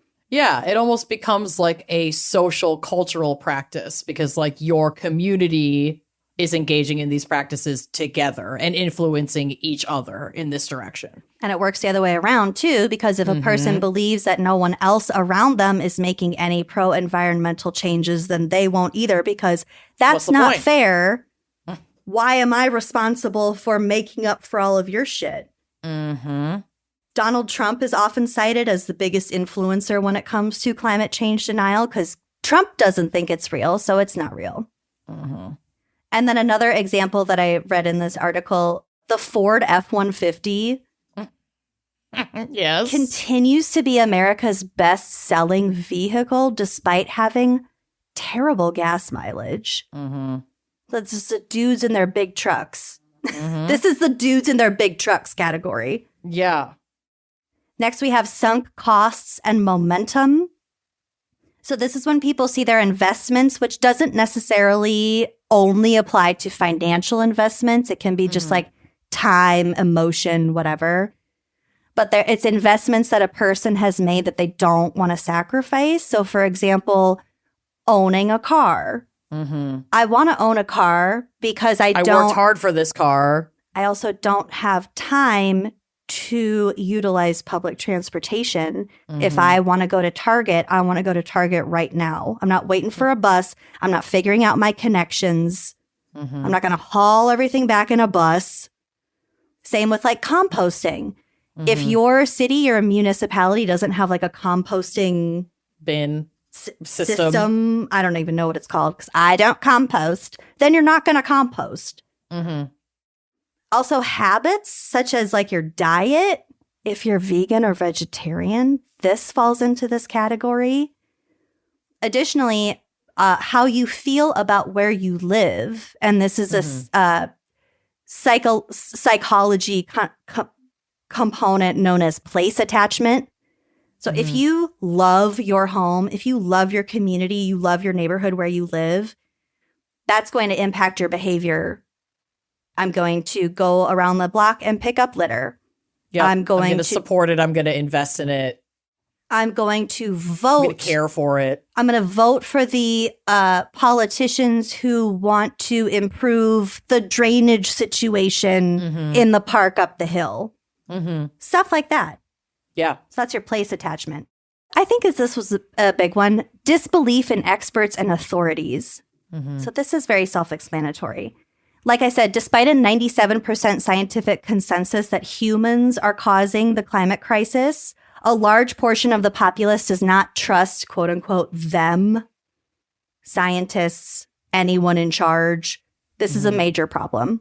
Yeah. So here's a little quote from the New Yorker, quote, even in a stable constitutional republic, a cynical or unmoored citizenry presents an opportunity for demagogues and populists. Sound familiar? As much as stagnant wages in former manufacturing regions, so like coal country, glaring economic inequality, or white backlash after the Obama presidency the country's disillusionment with institutions enabled Donald Trump's election. Again, connect the dots, people. All of this is intertwined. By the way, Trump's administration significantly diminished regulations and policies concerning the environment to the point where it's going to be really, really hard to gain that ground back. Yeah. He did a lot of damage. That really flew under the radar. We mentioned the Chevron decision in the lead crimes episode, but it's obviously also incredibly pertinent to this conversation. Second to last dragon, we have our perceived risks of change. So this is when you question, like, are my changes going to pay off in the long run? Is going vegan really going to make that much of a difference? Or am I just losing out on, like, the life satisfaction and joy of butter for the rest of my life, and it's not really going to make a difference? I'm sorry. I will sentence the world to death before I will give up cheese. Like, I'm just being honest. You have a lot of options in terms of your particular actions. There's a lot of things you could do, and there are a lot more Vegan's not the only way. No, thank God. It is a way. And it's a very important way. I think going vegan is actually extraordinarily beneficial. It's I radical. have the bravery to do that yet? No. I have a lot of respect for people who do it. And, you know, there are certainly people who do it because their bodies literally, like, can't process the foods that I shove into my gullet every fucking day. But, like, people who do make that decision to make a environmental or political impact, I commend you. And I will default to other methods. I'm already diabetic. There's so much in my food life that I have to fucking deal with. I've got enough on my plate. Yeah. Figuratively and literally. I'm not a vegan, and I don't really have any real excuse not to be, but I'm just not there yet. I'm not there right now. I'm not going to say yet because that implies a promise, and I'm not promising anything. We're also about to go to Italy, for fuck's sake. I'm not putting any dietary restrictions on myself. We're also flying to Italy. Air travel is a big one. It really is. Okay. Moving away from how bad we are. There's also the factors of psychological distance. So, like, you could attribute this to cognitive dissonance. But also, like, I have enough to deal with today. Making these changes is not an immediate concern. I'm just going to kick that can down the road. That's psychological distance. Tag yourself. Spatial distance would be me in Iowa, you in Minnesota. We're not going to get flooded anytime soon. People underestimate the risk of natural disasters in their community because our brains weigh experience a lot more than, like, analysis or statistics. So if something's never happened to you, you just assume that it never will happen to you. And that's not to say that hypothetically, like you were just talking about tornadoes in North Minneapolis. Hypothetically, of course, a tornado could rip down your street. But, like, you don't really think that might happen. And even if you did think it might happen, you're not just going to be like, I'm going to start recycling today to prevent this. Yeah, none of us really thought that the cities at St. Paul, Minneapolis were all that in danger of tornado activity because the areas surrounding us in the not too far suburbs have much more conducive conditions for tornado activity. And yet, it is happening. And you're right. Even in a community as small as Minneapolis, I live on the south side, there's certainly a dissonance there as well. Like, well, yeah, that happened on the north side. That's not going to happen here. Isn't that terrible? It happened 5 miles away. Yeah, if that. Yeah. I mean, it's like, y'all, this city is small as fuck. And this is an interesting concept because we in the Midwest, I think, are very guilty of this kind of cognitive dissonance because we're not coastal. And so we don't have the same weather patterns as, say, hurricane areas like in the Gulf or in Florida or up the East Coast. We also weren't seeing as many forest fires, impacts of drought, things like that were happening say in California. But like every year, I mean, Minnesotans are definitely feeling it. Every summer is drier and drier. There are like lake waters that are drying up. You can see like Midwest desert-like conditions developing right now in our state. And lots of people are looking at cities like Des Moines, Minneapolis, St. Paul, Detroit, these like beautiful Midwestern cities that are right on the Great Lakes as like climate oases where it's like, okay, it's not too hot and they get good rainfall and there's access to clean water and we're not going to deal with hurricanes and there aren't as many forest fires. It's like, okay, sure for now. But then as the populations explode because of climate refugees, which is a very fucking real thing, then all of these other climate impacts are just going to start developing in those areas as they're overpopulated. So it's just a fucking snake eating its own tail. You can't just move from a hurricane zone to what for now is a safer or more stable climate area, say in the United States, and expect it to expect that to be the only thing you need to do to avoid the climate crisis, and then that it's fine. It's like, no. I heard someone on NPR a couple weeks ago. I forgot what the segment was, but she was being interviewed and she said that she and her family decided to move from, it was either California or like Idaho, but basically somewhere where there was a bunch of like wildfires. And she's like, it's only a matter of time before we lose everything. So we're going to move. So like a year ago, they moved to Asheville to escape climate related disasters. And then look at what happened to Asheville a few weeks ago. Well, and to the point of how climate change is changing what we have grown to understand about like what areas are affected by certain climate disasters. These hurricanes came farther inland than I think any that we've ever seen in the United States. Unbelievable. So yeah, it's just it's unfolding right before our eyes, and it's not cute. It's not cute. It's not fucking cute. So the last dragon that I want to mention is perhaps the most obvious. This is inadequate behavioral changes. So this is just plain old not doing enough. Not recycling, not using reusable bags, not using reusable straws. I'm guilty of both of those things. Buying fast fashion, the clothing and fashion industry. That's bad. You start digging into that shit, that's fucking nuts. So it's very scary to look climate change in the eye and like name it, address it. A lot of bad things have already happened. A lot of bad things are gonna happen because you cannot fix this shit overnight. Anxiety, depression, despair, grief, etc. Of course, we would like to ignore it, but that is absolutely not the answer for not only, like I said, our kids' generations, but this one, us now. Social scientists are trying to change the way we talk about climate change to not be quite so doomsday-y, so people are more hopeful, so people are more inspired to actually take action. I also saw an interview with David Hogg, the Marjorie Stone, the school shooting. One of them. I almost said Marjorie Taylor Greene school shooting, which is not correct. Well, it's also not that far off. Stoneman Douglas. There's too many school shootings. Great. I think it was on The Daily Show.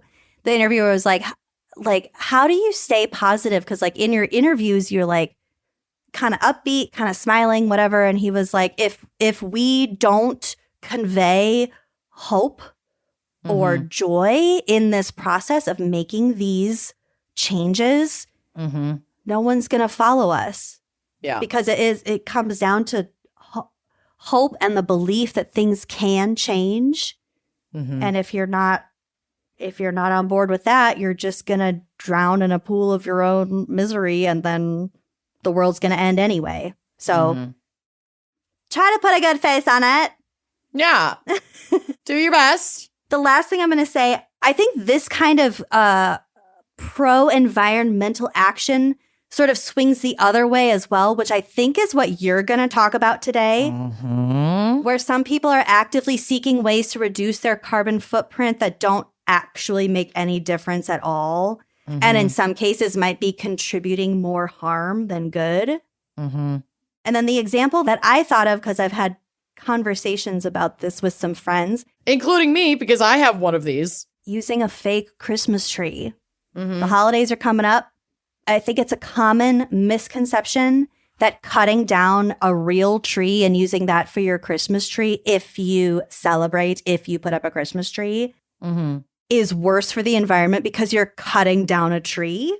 But that's not actually true. So this is from the Nature Conservancy. Quote, in the U.S., around 10 million artificial trees are purchased each season. Nearly 90% of those are shipped across the world from China, resulting in an increase of carbon emissions and resources. And because of the material they are made out of, most artificial trees are not recyclable and end up in local landfills. Alternatively, between 350 to 500 million trees growing on tree farms across the United States. Only 30 million trees are harvested for Christmas each year. So these tree farms, they're not dumb. They're farmers growing trees, and they let these trees grow for like 10 or 12 or 15 years.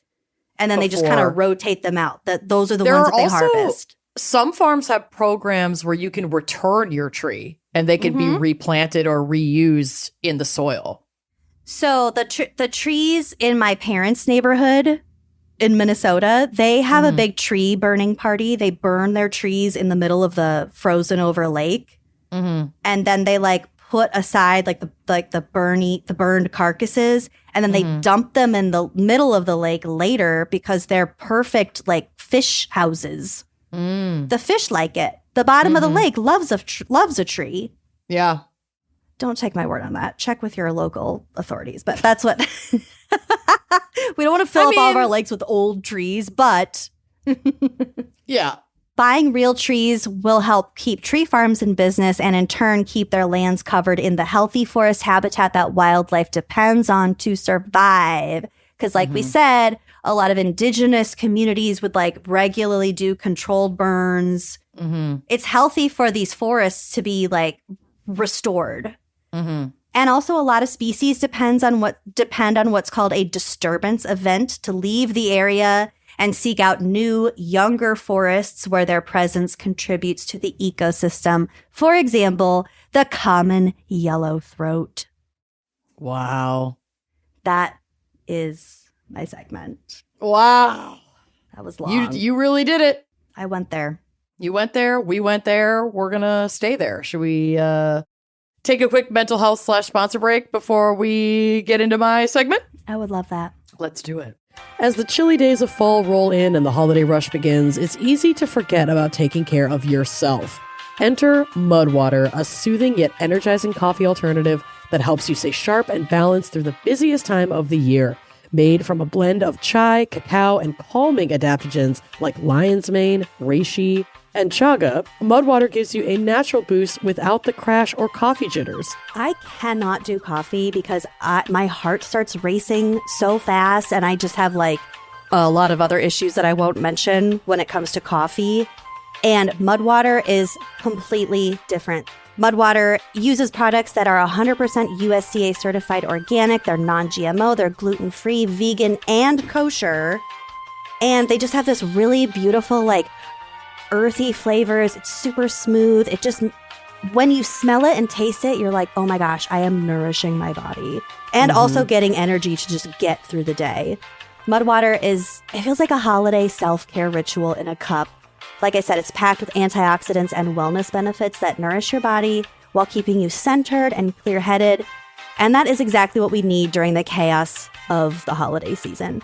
So as you prepare for said chaos, it makes the perfect stocking stuffer for anyone in need of just a little extra self-care, delicious self-care.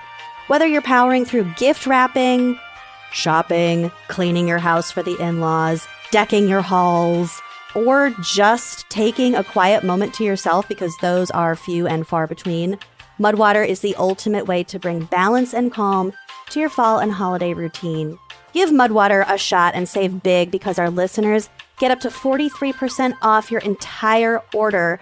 Also free shipping, and also, perhaps best of all, a free rechargeable frother. I'm obsessed with the frother. It's so great. I love the frother. So head to mudwtr.com/gals, and when that survey asks, please support our show and tell them we sent ya. Using Mudwater is as easy as cozying up on a crisp fall afternoon. Head to mudwater.com and grab your starter kit. For a limited time, our listeners get up to 43% off your entire order, free shipping, and a free rechargeable frother at mudwtr.com/gals. That's up to 43% off your order at mudwtr.com/gals. After you purchase, they ask you where you heard about them. Please support our show and tell them we sent you. This fall, nourish your body and mind with Mudwater, a perfect addition to your self-care routine as the weather cools and the days get shorter.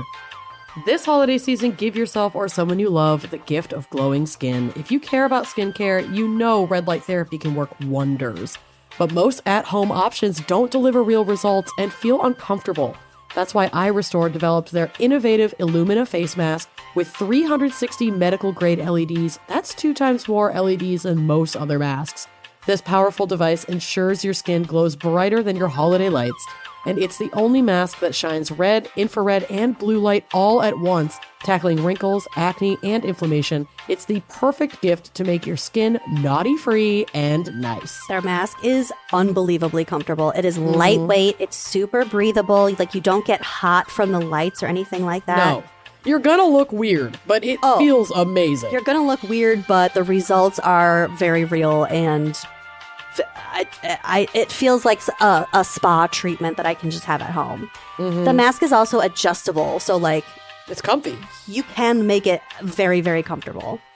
Plus, it comes with a portable battery pack, so you can glow on the go, or at least while you're like just doing stuff dishes. in your own home. Yeah. So whether you're curled up by a fire in your ugly Christmas sweater or dashing through the snow, iRestore is the most comfortable light therapy mask that you can buy. And right now, it's their biggest sale of the year. For a limited time only, our listeners get hundreds of dollars off the Illumina face mask with our exclusive link. Just head to irestorelaser.com/gals. And iRestore is so confident in their products, they offer a 12-month money-back guarantee. So you can get it for yourself or gift it risk-free. If their skin doesn't look healthier, you will get a full refund. They're not going to ask any awkward questions, just results or your money back. Couldn't be easier. And if you have like a skincare fanatic in your life, definitely check out iRestore's Illumina mask for the perfect holiday gift. Give the gift of confidence to yourself or someone you love. For a limited time only, check out their huge Black Friday sale. Our listeners get hundreds of dollars off their Illumina mask with our exclusive link at irestorelaser.com/gals. That's hundreds off the Illumina face mask at irestorelaser.com/gals. Please support our show and tell them we sent you, and happy holidays from iRestore. I will be hosting Thanksgiving this year, as I have done every year for the last decade or so. And while I really like it, one thing that really, really stresses me out is all of the grocery shopping that I have to do beforehand. So as you gear up for the busy holidays with all the expenses that they entail, it's even more important to find ways to save time and money. For everyday low prices you can count on, go with the most affordable of any meal kit, and that is Every Plate, because you're not going to be wanting to like cook from scratch for like the week before or following Thanksgiving. Like, nope. Thanksgiving's enough. Every Plate's fresh, pre-portioned ingredients are cheaper than groceries, so you have more money for that holiday shopping. You can explore crowd-pleasing variety with Every Plate's rotating menu of more than 25 weekly recipes, and that includes such categories as 30 minutes or less, family favorites, calorie smart, and veggie dishes. Get ready for Thanksgiving with easy sides like apple pie, crescent rolls, and sweet potato casserole, because this isn't just for before or after Thanksgiving. You can incorporate it, and that would be a very, very smart move. Or you can take a break from the rich holiday foods with their collection of holiday detox recipes. You know I'm getting that. I love that. Simplify your weeks with hassle-free meals. With every plate, you get pre-planned, easy-to-make recipes delivered straight to your door. With affordable dinners for just $5.99 per serving, plus 50% off your first box, every plate helps you save money for a stress-free holiday. Get this amazing deal by going to everyplate.com/podcast and entering code GALS599. That's code GALS599 at everyplate.com/podcast. Okay, so my segment today, I picked this because a couple years ago, I basically influenced most in my life by John Oliver and Last Week Tonight, which is like maybe my favorite like comedy news show ever. But he did an episode on carbon offsets that was very interesting. And I wanted to I talk. haven't seen that one. It's from 2022. I have it linked in my sources. It's not the full episode, but it is like the main story tonight segment. You can watch it on YouTube for free.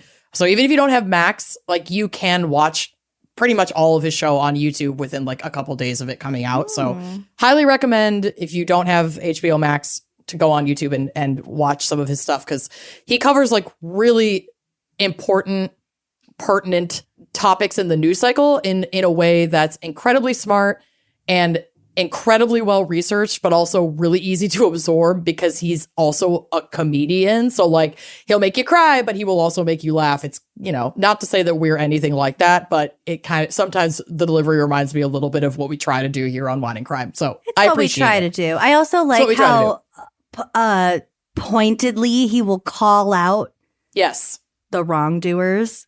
Yeah, I mean, including the parent company of his own show, like, which is one of the things that I appreciate about him, because I just feel like, you know, obviously he's a rich man, but like he's still, I don't know, he tackles a lot of topics that are just not covered widely in the media, even surrounding widely covered news events. He just takes it that extra step that I think is so important and so often missed, and delivers it in such an easy to disseminate way that often leaves me at the end of an episode going down a rabbit hole and trying to learn as much about that topic as possible, which I think is one of the most effective things about his show. Is like it really gets people thinking like, oh shit, I have to learn more about this, because I don't obviously know everything after 35 to 40 minutes of a comedy news segment. And understanding it in a way where they can talk to their friends about it. Be like, have you heard about carbon emissions? So I'm going to talk to you about it today. Great. So carbon emissions refer to the release of carbon, primarily in the form of carbon dioxide, CO2, into the atmosphere. These emissions come from various sources, including burning fossil fuels like coal, oil, and natural gas for energy. It happens because of deforestation. Not only the process, like the actual machinery that cuts down the trees, but removing the trees, which are like the Earth's natural filter for carbon dioxide. Okay, so that's like where it stems from. We're removing trees that replenish the carbon dioxide in the atmosphere. That soak it up. They're like the most effective at soaking up excess carbon dioxide and cleaning the air, and then storing that carbon dioxide, you know, in the tree and kind of filtering it out in a natural process that's been obviously happening on our planet for fucking billions of years. So it's like the liver of Earth. Yes, and we are destroying it constantly. Same. Yeah, right? Cheers. And obviously industrial processes contribute to carbon emissions. Oh, Fern Gully. It's so topical that you watched that recently. Carbon dioxide is a greenhouse gas, which means it traps heat in the Earth's atmosphere, creating a greenhouse effect. While this effect is necessary to keep the planet warm enough for life, excess greenhouse gases cause too much heat to be trapped, leading to global warming and climate change. Over the past century, human activities have significantly increased CO2 levels in the atmosphere, intensifying this warning. So, like, why you should give a shit about this in layman terms, because I'm not a fucking scientist. Some of the largest effects of global warming, obviously rising global temperatures, people literally dying from the heat, like the elderly are very susceptible to this. Freshwater resources drying up, so it's diminishing the global water supply. Farmland becoming unsustainable to support crop growth or livestock maintenance. Like you can't grow so much fucking water to like keep a cow alive. Yep. Like what? Yeah. The availability of fresh water, is like a major. It's major because a lot more things require so much more water than you would anticipate. Like They really almond do. milk. Yeah. Almond milk takes so much water to grow a fucking almond. It And then you does. milk it. Mhm. Ocean warming is something that, you hear talked about a lot, but along with the warming of the ocean because of carbon dioxide is acidification of the ocean. So there are currently parts of the ocean with acid levels so high that nothing can survive in those areas of the ocean. What?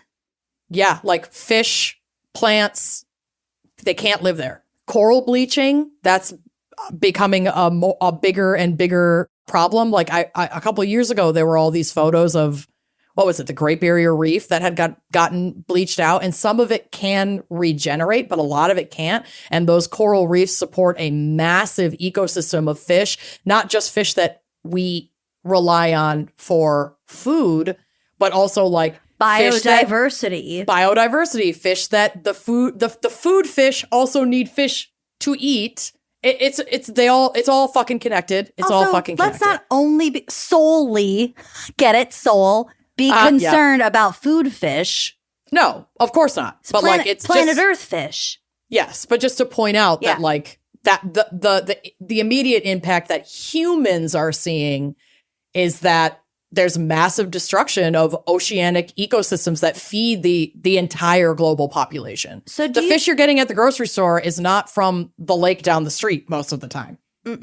So the acidification, is that related to like salt content? Like probably not, but like do you know anything about the acidification? Like where I'm not 100% where that comes sure. from? It's connected to the increased CO2 in the atmosphere. And I think it's also a byproduct of the warming of the ocean. It's just like as the ocean is heating up, the actual like chemical balance, the Just structure leaks of the out ocean more. is changing. Yeah. Obviously, extreme weather events, all the hurricanes, and things that I hadn't really thought about. We have these issues of feedback loops that worsen climate change. So like melting ice caps, rising sea levels. We've got floods. We've got coastal erosion. We've got homes literally falling into the ocean. We've got that image burned in our brains of the polar bear trying to like hunt on Stop. one sad polar ice cap. So no. But other things like permafrost melt. So permafrost has methane in it and it's safe while it's frozen and trapped in the permafrost. But when that melts, potent greenhouse gases, one of which is methane, is released into the atmosphere. And that also accelerates global warming, leading to even more permafrost melting. Forests die off. So droughts, wildfires that kill large areas of forest, massive deforestation. This reduces the number of trees that absorb CO2 and releases the stored carbon that's in those trees into the atmosphere as trees decompose or burn, creating a cycle of increasing CO2 I levels. didn't think about that. All this shit that's stored in the trees. Greenhouse gases, particularly carbon dioxide, methane, and nitrous oxide, drive these global changes, and their impacts are felt across every part of the planet. Reducing emissions is essential to mitigating these risks, preserving ecosystems, and protecting human health and livelihoods, as well as just like animals and plants and the earth. The environment. And it seems like a huge undertaking that's out of our control, and some of it is naturally occurring, which is like that thing that the Republicans love to point to. Like, yes, there have absolutely been global climate shifts throughout the Earth's history. Of years, you fucking dumbasses. Yeah, exactly. But the majority, as we've talked about, is man-made. So fossil fuel, the main sources of carbon emissions, fossil fuel combustion. So our cars, airplanes, factories that burn fossil fuels, releasing CO2 as a byproduct. Electricity production, coal-fired power plants are still in major use and one of the largest single sources of CO2 emissions. Deforestation, like we said, cutting down forests, that reduces the number of trees that are absorbing that carbon dioxide. Agricultural practices, livestock, and certain agricultural practices actually release methane and other potent greenhouse gases. Cow farts. Yeah. So that is one of those sort of politicized, global climate change reasons why people go vegetarian or go vegan, is because if you're consuming less meat, then there's less need to raise these cows, and then there are less cow farts that are choking the planet. And also less water being used to feed them, water the cattle, and also grow the hay that feeds them. Yeah. Mm-hmm. The hay, the corn, all that shit. So much water. There are lots of things that can be done to address the problem, but one very popular one is so popular because it doesn't really hold corporations accountable for reducing their own carbon emissions. Good. So within the last 10 years, maybe less, we've started to see the rising popularity of carbon offset programs. Every time you buy a flight, yes. An airplane Do you want to ticket? give $2 to offset 2,000 miles of your flight? Surprise. Is that the primary place where people offset their carbon emissions, or are there more? For individuals, yes. A lot of airlines do offer that. This is more of a corporate practice. Okay. But individuals can absolutely do this. They can make investments in certain programs that sometimes do, but oftentimes claim to be doing things that will reduce global carbon emissions. Okay. But it's oftentimes a big old fucking scam. So carbon offset programs allow individuals, organizations, and corporations to compensate for their carbon emissions by investing in environmental projects that reduce or capture an equivalent amount of carbon dioxide.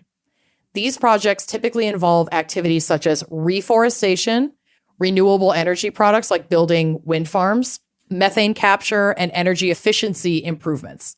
By investing in these initiatives, companies and individuals effectively, quote unquote, offset their carbon footprint without having to reduce their usage and their emissions by supporting efforts that help reduce the overall concentration of greenhouse gases in the atmosphere. That's the theory. So that's what they're selling you. You buy a plane ticket. You're like, yes, I will donate. I'll round 1%.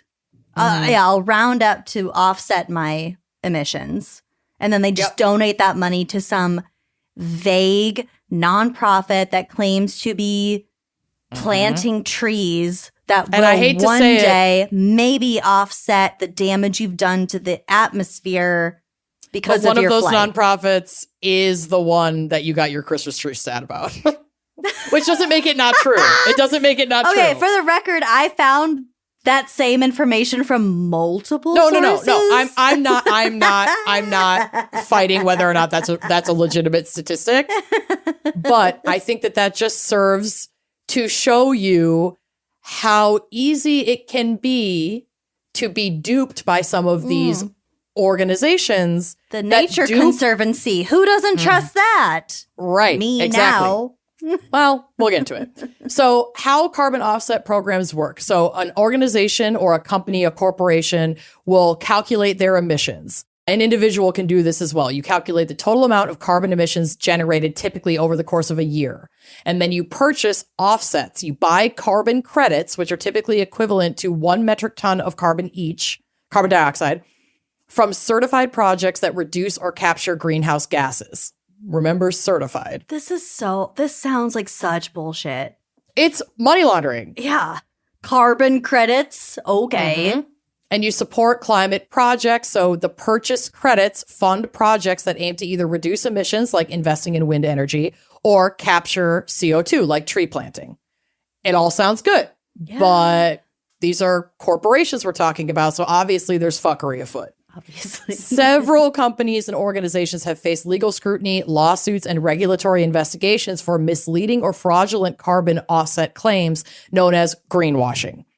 So greenwashing is used by many corporations as a marketing ploy promising to offset their environmental impacts with programs that may not be effective at all to make you as the consumer feel good about choosing their product. So Volkswagen did this. They were, it wasn't carbon offsets that they did, but they were like, oh, we're trying to go not carbon neutral, but like reduce our carbon emissions with this new car that we're putting out. Yeah, we're the hippie car.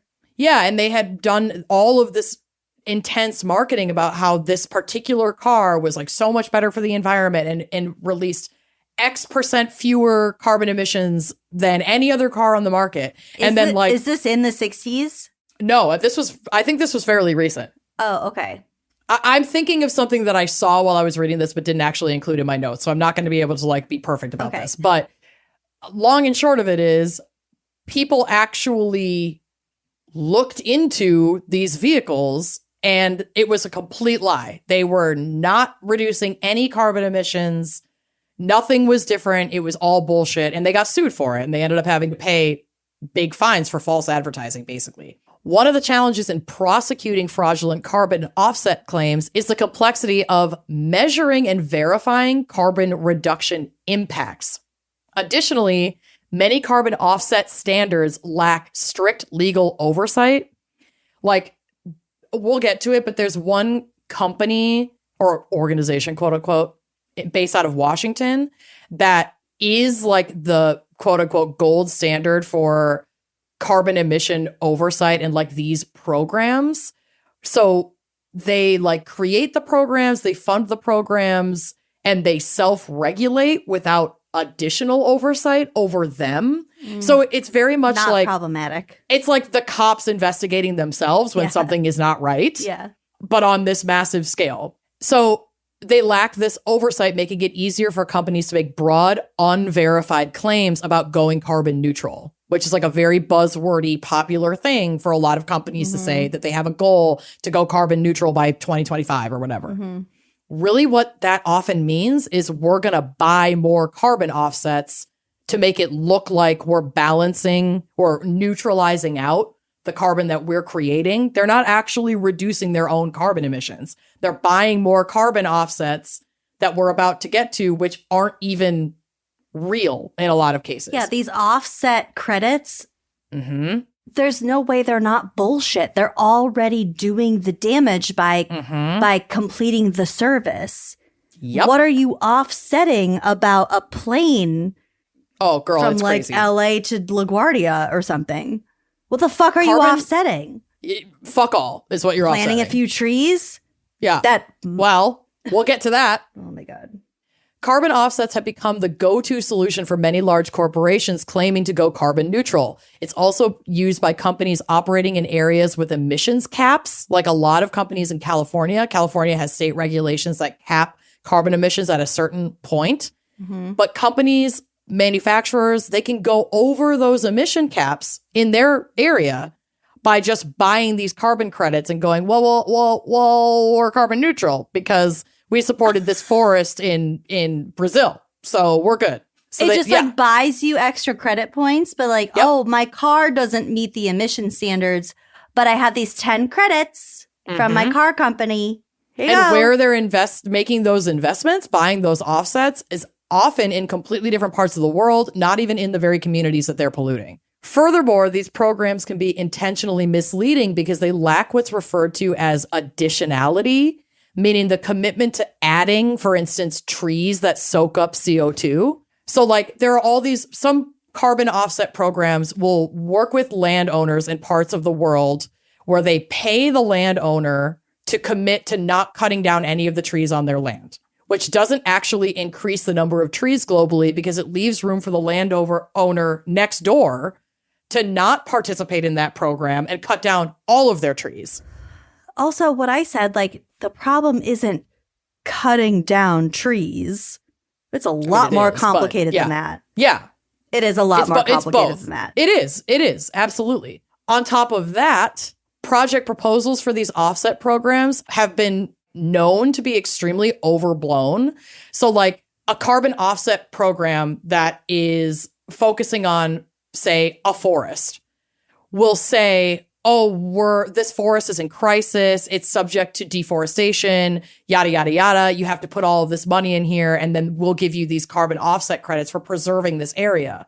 When that area may not even be in crisis at all. They're just profiting off of the sales of the offsets to quote unquote preserve or repair what doesn't even need additional preservation. Yeah, it's like, please let this forest continue to exist. It's like, is it in imminent danger if I don't do anything? Or is it in imminent danger if you don't cut it down?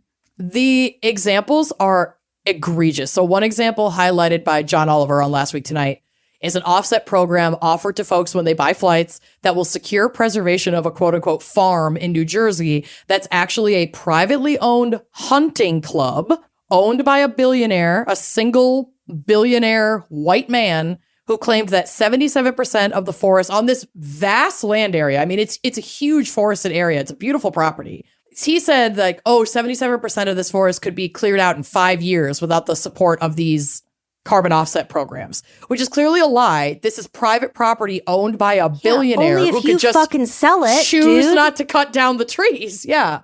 He's making plenty of money off of his hunting club, and now he's getting more money from unknowing consumers who pay a few extra dollars to offset their travel emissions. But it's just going to this fucking guy. These carbon credits are a bribe, hypothetically, to not let this billionaire sell his land to be cut down to someone who might cut down the trees. Wow. Yep. It's outbidding the loggers. That's it. Yep. And that's even hypothetical because who knows if it's working? Mm-hmm. There's no accountability here. None. Dude.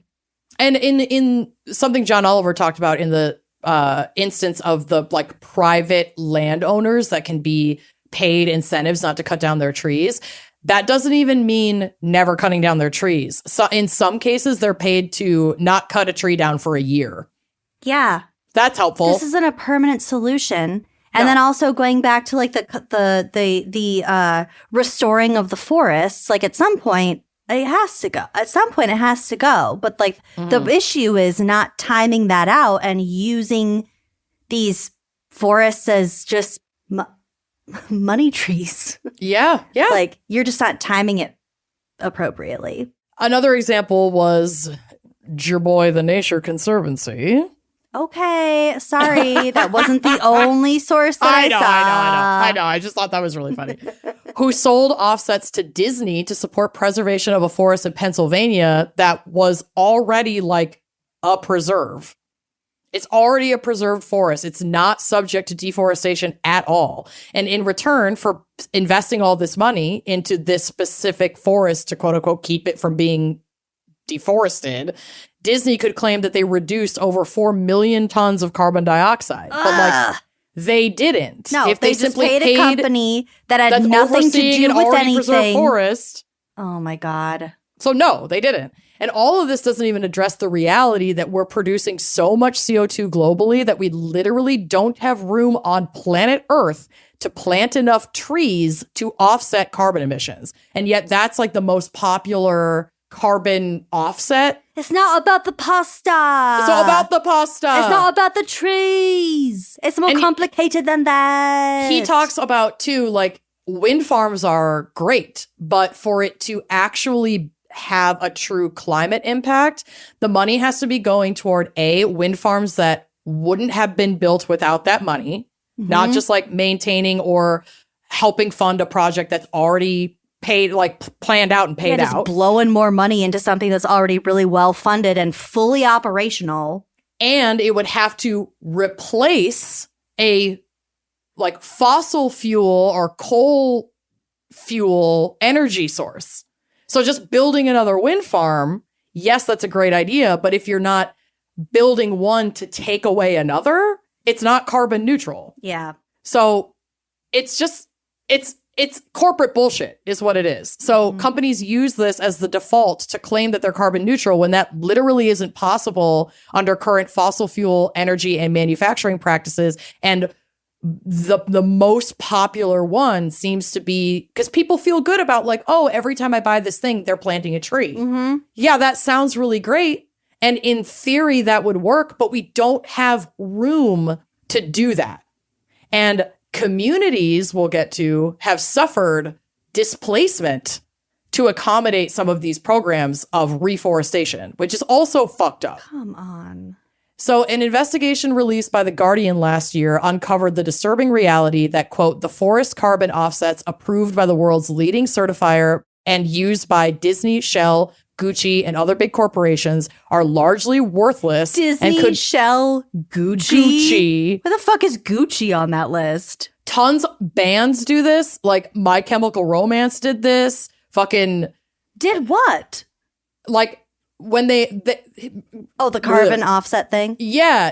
John Oliver talks about this in a funny part of the bit where like they know that there's an environmental impact of going on tour. It uses a lot of energy. So they were investing in carbon offsets as part of their tour. I think Delta does it too. Delta does it. American Airlines does it. United Airlines does it. Like tons of corporations do it. And on the surface, it seems like a great idea, but they're just not effective the way that they need to be. It's essentially corporate money laundering. And I'm fairly certain because so many of these corporate carbon offset programs are nonprofit, like 501c3s, then these corporations also get huge tax write-offs for putting all of this money there. Laundering. It's laundering money. Oh, bitch. It's laundering money.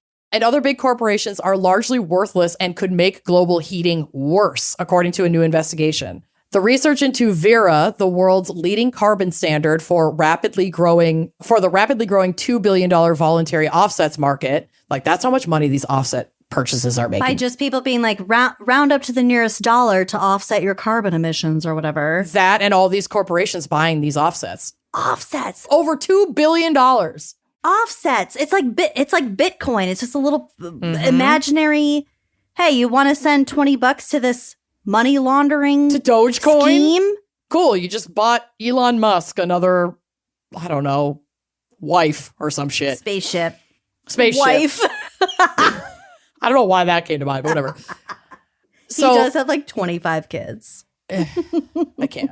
Has found that based on analysis of a significant percentage of the projects, more than 90% of their rainforest offset credits, among the most commonly used by companies, are likely to be phantom credits and do not represent genuine carbon reductions. Fuck you. Yeah. So if you've never heard of Vera, you're deaf not alone. I wasn't really aware of what it was until I had watched that John Oliver thing, and I had to get a Wikipedia refresher. So the Verified Carbon Standard, formerly the Voluntary Carbon Standard, is a standard for certifying carbon credits to offset emissions. And VCS is administered by Vera, a 501c3 organization. They're the main certifier of carbon offset programs. And they're just bullshit. And most of them are bullshit. As of 2020, there were over 1,500 certified VCS projects covering energy, transportation, waste, forestry, freight, other sectors that Vera airlines had. Yeah, that Vera had not necessarily airlines, but like carbon offset projects for this. Oh, okay. So like the recipients of these credits. Yes. Okay. Is a lot of these are overseen by Vera, who will say like, yes, that's a certified and like an American certified legit carbon offset legitimate program. It's the program of choice for most of the forest credits in the voluntary market and almost all the REDD+ projects. So back to this investigation. Wait. It's the cops investigating themselves. Wait, is the red thing like when they had like red like Razor flip phones? That might have been part of it. Do you remember that might have been an early red campaign? REDD. I don't remember how it was spelled, but it was like, I don't even remember what they were like. Red. REDD stands for Reducing Emissions from Deforestation and Forest Degradation in Developing Countries. The plus stands for Additional Forest-Related Activities that protect the climate, namely sustainable management of forests and the conservation and enhancement of forest carbon stocks. So that easily could have been a partnership that like any corporation would do. I'm looking up the red Razor phone because that is what I specifically remember. That'd be so fucking wild if that callback is actually connected. Different. It's different. Different. Okay. But Product Red Razor phone was partnered with the is it like heart disease or something? Global Fund programs which positively impact the lives of women and children affected by HIV/AIDS in Africa. Oh, okay. Yeah. That's like an actually legitimate thing. We don't know that. I guess not. It could be just as fucking phony as this. I know we talked about how like phony. general distrust in like our government and world leaders, etc. But like corporate money laundering. There's fucking mistrust because like look at this shit. Yes. How do you expect us to trust fucking anything? For real. Come on. So back to this Guardian article and investigation. I'm going to go over some highlights from this investigation, this article, but I definitely recommend reading the full article, which will be linked in my sources. It's wild. So a little bit more about this organization claiming to provide carbon neutrality through its reforestation programs. Vera, which is based in Washington, D.C., operates a number of leading environmental standards for climate action and sustainable development, including its Verified Carbon Standard, the VCS, that has issued more than 1 billion carbon credits. Jesus. So that's basically the tossing the coin that says, yep, you reduce this much carbon. And everyone clapped. And then everyone clapped. It approves 3/4 of all voluntary offsets. So like of all of the programs that are available to buy carbon offsets, Vera is the standard, the organization of approval to say, yes, 3/4 of all of these programs, they're like, yes, this is making an impact. You are reducing carbon emissions. Yes, you are reducing carbon emissions. You are the reductionist link. Its rainforest protection program makes up 40% of the credits that it approves and was launched before the Paris Agreement with the aim of generating revenue for protecting ecosystems. But upon investigation of this world leader in climate action, the team discovered, quote, only a handful of Vera's rainforest projects showed evidence of deforestation reductions, according to 2 studies, with further analysis indicating that 94% of the credits had no benefit to the climate. None. We might as well say none. None. Yeah. None. 94%. None. The threat to forests had God. been. This is part of what we talked about earlier with like that hunting lodge in fucking New Jersey. The threat to forests under some that they were selling credits for it for a lot of these programs. Hunting lodge in New Jersey. What are you talking about? That guy, that billionaire who owned that forested area. Oh, okay. I didn't know. He runs it as like a hunt. Like people can come and hunt on that land. And it's got to be a massive tract of land. It's huge. It's beautiful and beautifully preserved. Probably. But like it's privately owned, and he sells access to it to other rich fucks that want to go hunt there. And apparently sells non-access. Sells you climate pay credits, me to not offsets. do anything. That'd be great for a year. And then you pay me again next year. Mm-hmm. That's some mob shit. It is. So the threat to forests in a lot of these programs that Vera had certified had been overstated by about 400% on average for Vera projects, according to analysis of a 2022 University of Cambridge study. So like they were saying that the threat was over 400% higher to these areas that were asking for this money, essentially, than it actually was. Well, I'm probably it's not actually in that much danger. When like writing up these proposals, you want people to believe that preserving these areas is crucial. Yeah, it's a $2 billion industry. You could get access to a lot of fucking money by unsuspecting individuals and certainly billionaires, greenwashing billionaires and corporations. Like, oh yeah, okay, I'll just toss some fucking tax write-off money over there. They seem like they're in crisis. To not do anything. To not reduce their own emissions at all. In fact, to often give them permission to go over caps on emissions and exceed the carbon emissions that they're legally supposed to be doing because they're offsetting by buying these credits that are doing nothing. Yeah. Gucci, Salesforce, BHP, Shell, EasyJet, Leon, the band Pearl Jam, God bless them, were all among dozens of companies and organizations that have bought rainforest offsets approved by Vera for environmental claims. Human rights issues are a serious concern, and at least one that they flag of the offsetting projects. The Guardian visited a flagship reforestation project in Peru and was shown videos of residents that showed their homes being demolished, cut apart with chainsaws and ropes by park guards and police. What? They spoke of forced evictions and tensions with park authorities. So like some of these big corpo carbon offset projects are displacing populations in parts of the world who are already living on, maintaining, farming, stewarding the fucking land and kicking them out so they can plant trees, which like... So they can plant trees. Yeah. Dude, it's not about the pasta. It's not about the pasta.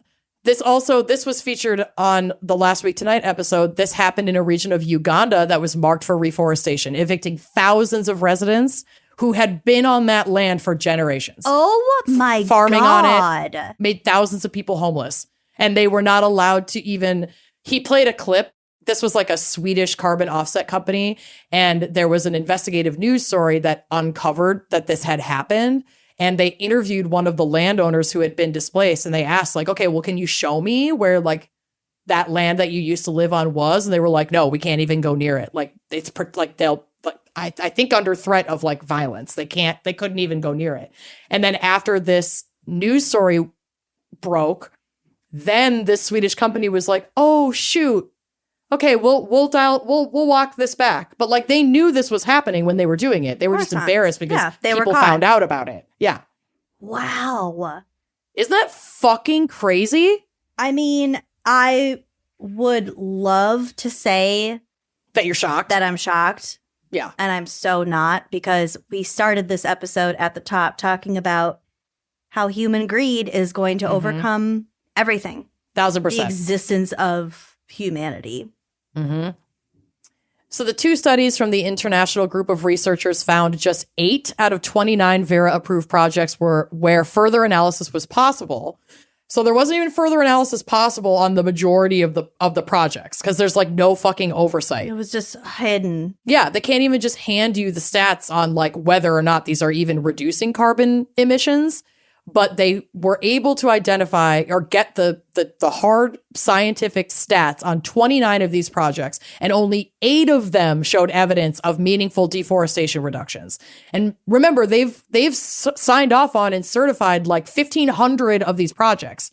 29 of them had statistics available that were like actually credible for analysis or enough for analysis, and only 8 of them were found to be effective. The journalists were able to do further analysis on those projects, comparing the estimates made by the offsetting projects with the results obtained by the scientists. The analysis indicated that about 94% of the credits the projects produced should not have been approved. Credits from 21 projects had no climate benefit whatsoever. Of these 29 that had any stats, 7 had between 98% and 52% fewer than claimed benefits 98%. using Vera's system. So we go from 0, well, I guess 100% fewer claims to 98%. That's a whole different category. It's almost the same thing. Whoa. And 1 had 80% more climate impact, according to this investigation. Cool.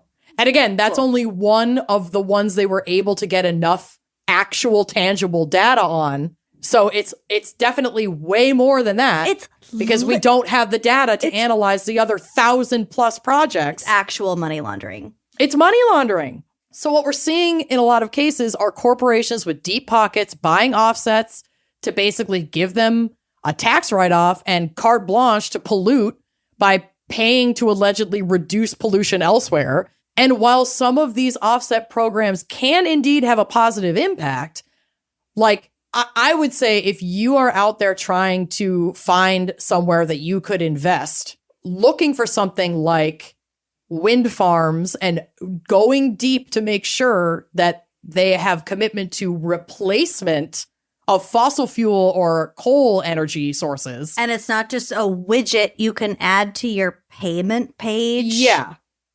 But like reforestation has become kind of a scam. And that's not to say that we shouldn't invest in it, because we should. It's about a lot more than just lot more. And planting fucking trees. Yes. And it's packaged as this whole like, well, trees eat CO2. So like we just got to plant more trees and then that's we're good. That fixes everything. You know, 1 like equals 1 tree. And it's like, no, that's not how it works.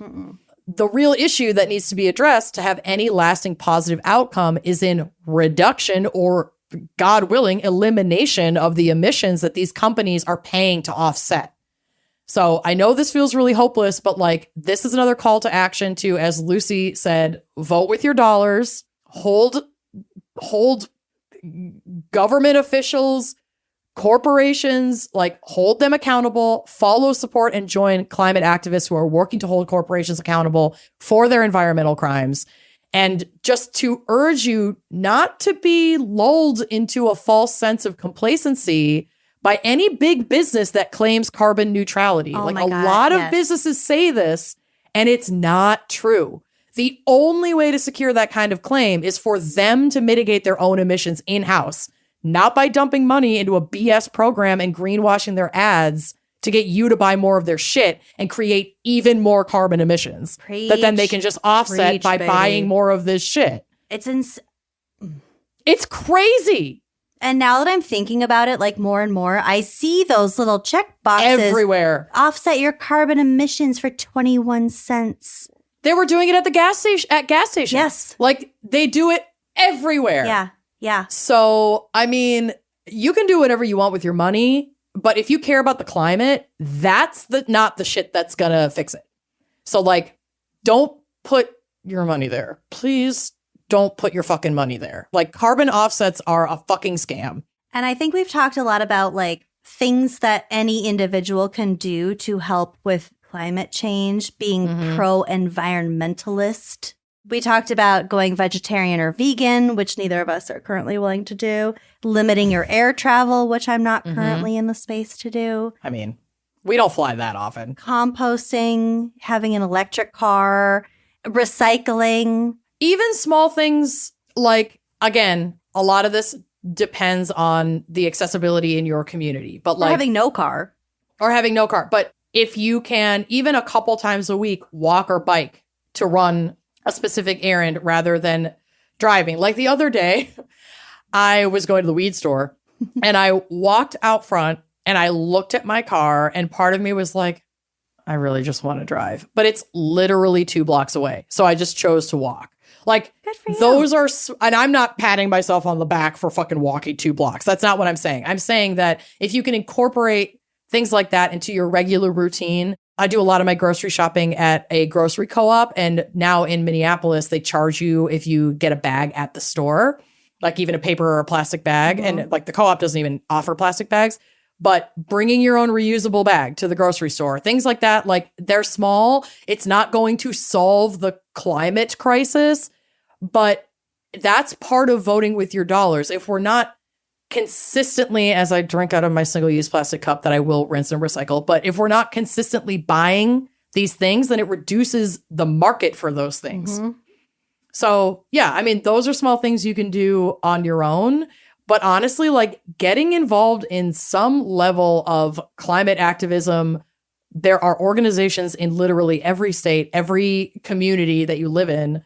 You can't do it by yourself. So this is one of the ways that you can find a like-minded community with similar goals and work together to really send strong messages to corporations. And yeah, like do the research on where you're buying everything, your food. And there are apps for shit like that.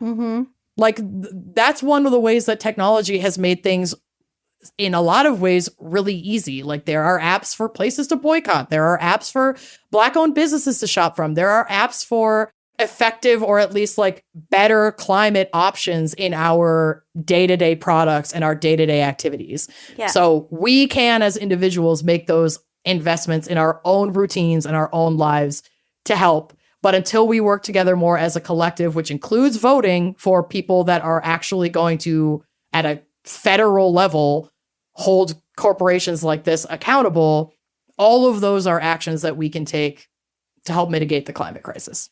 Yeah. And if you're like me and you kind of want to see it broken down on a psychological, scientific brain level, like I said, the 7 Dragons of Inaction, that really kind of helped me parse out, like, what are my psychological obstacles? Yeah. What are my dragons? What are your dragons? Slay those dragons. What's making you drag, baby? And we all have them.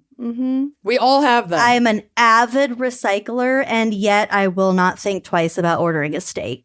And that is some cognitive dissonance in my own mind that I want to work on. But yeah, there are steps, however big or however small, whatever you feel comfortable with. But I also challenge you to challenge yourself kind of pushing outside those boundaries and thinking about, again, connecting the dots, like how your actions and behaviors affect your neighbors, your community, and the world at large, because it is so much more interconnected than I think we think it is. So, well, because white supremacy wants us to parse out all of these things so that we can ignore that interconnectedness. So we can excuse our behaviors. But at the end of the day, it hurts all of us. Yep. So it does affect you, even if you don't feel it right now in this moment. So hope you're enjoying your car ride as you listen to this podcast.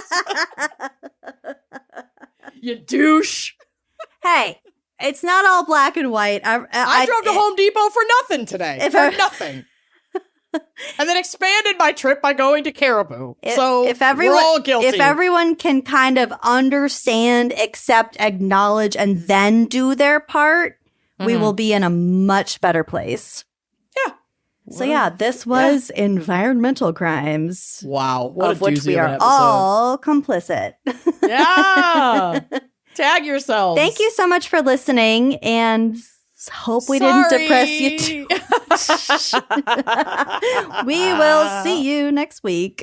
Bye-bye. Thanks for listening to Wine and Crime. Our cover art is by Danielle Sylvan. Music by Phil Young and Corey Wendell. Editing by Jonathan Camp. Our production manager is Andrea Gardner. For photos and sources, check out our blog at wineandcrimepodcast.com. You can follow us on all the socials at Wine and Crime Pod. If you have questions, answers, or recommendations to share, email us at wineandcrimepodcast@gmail.com. Episodes are available on Apple Podcasts, Spotify, wherever you get your podcasts. If you like the show, please rate, review, and subscribe on Apple Podcasts. It is the best way to spread the word. If you'd like to show your support and get access to all sorts of wine-fueled bonus content, visit our Patreon page. Cheers!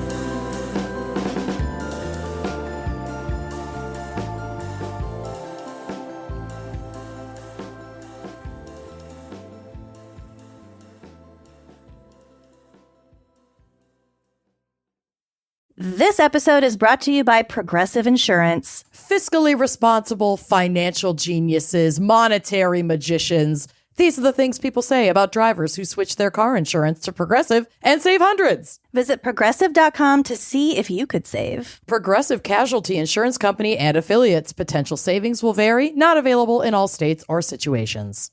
The apple tree in Jim's garden had brought him years of joy. It had been a goalpost, a shading spot, and a hiding place.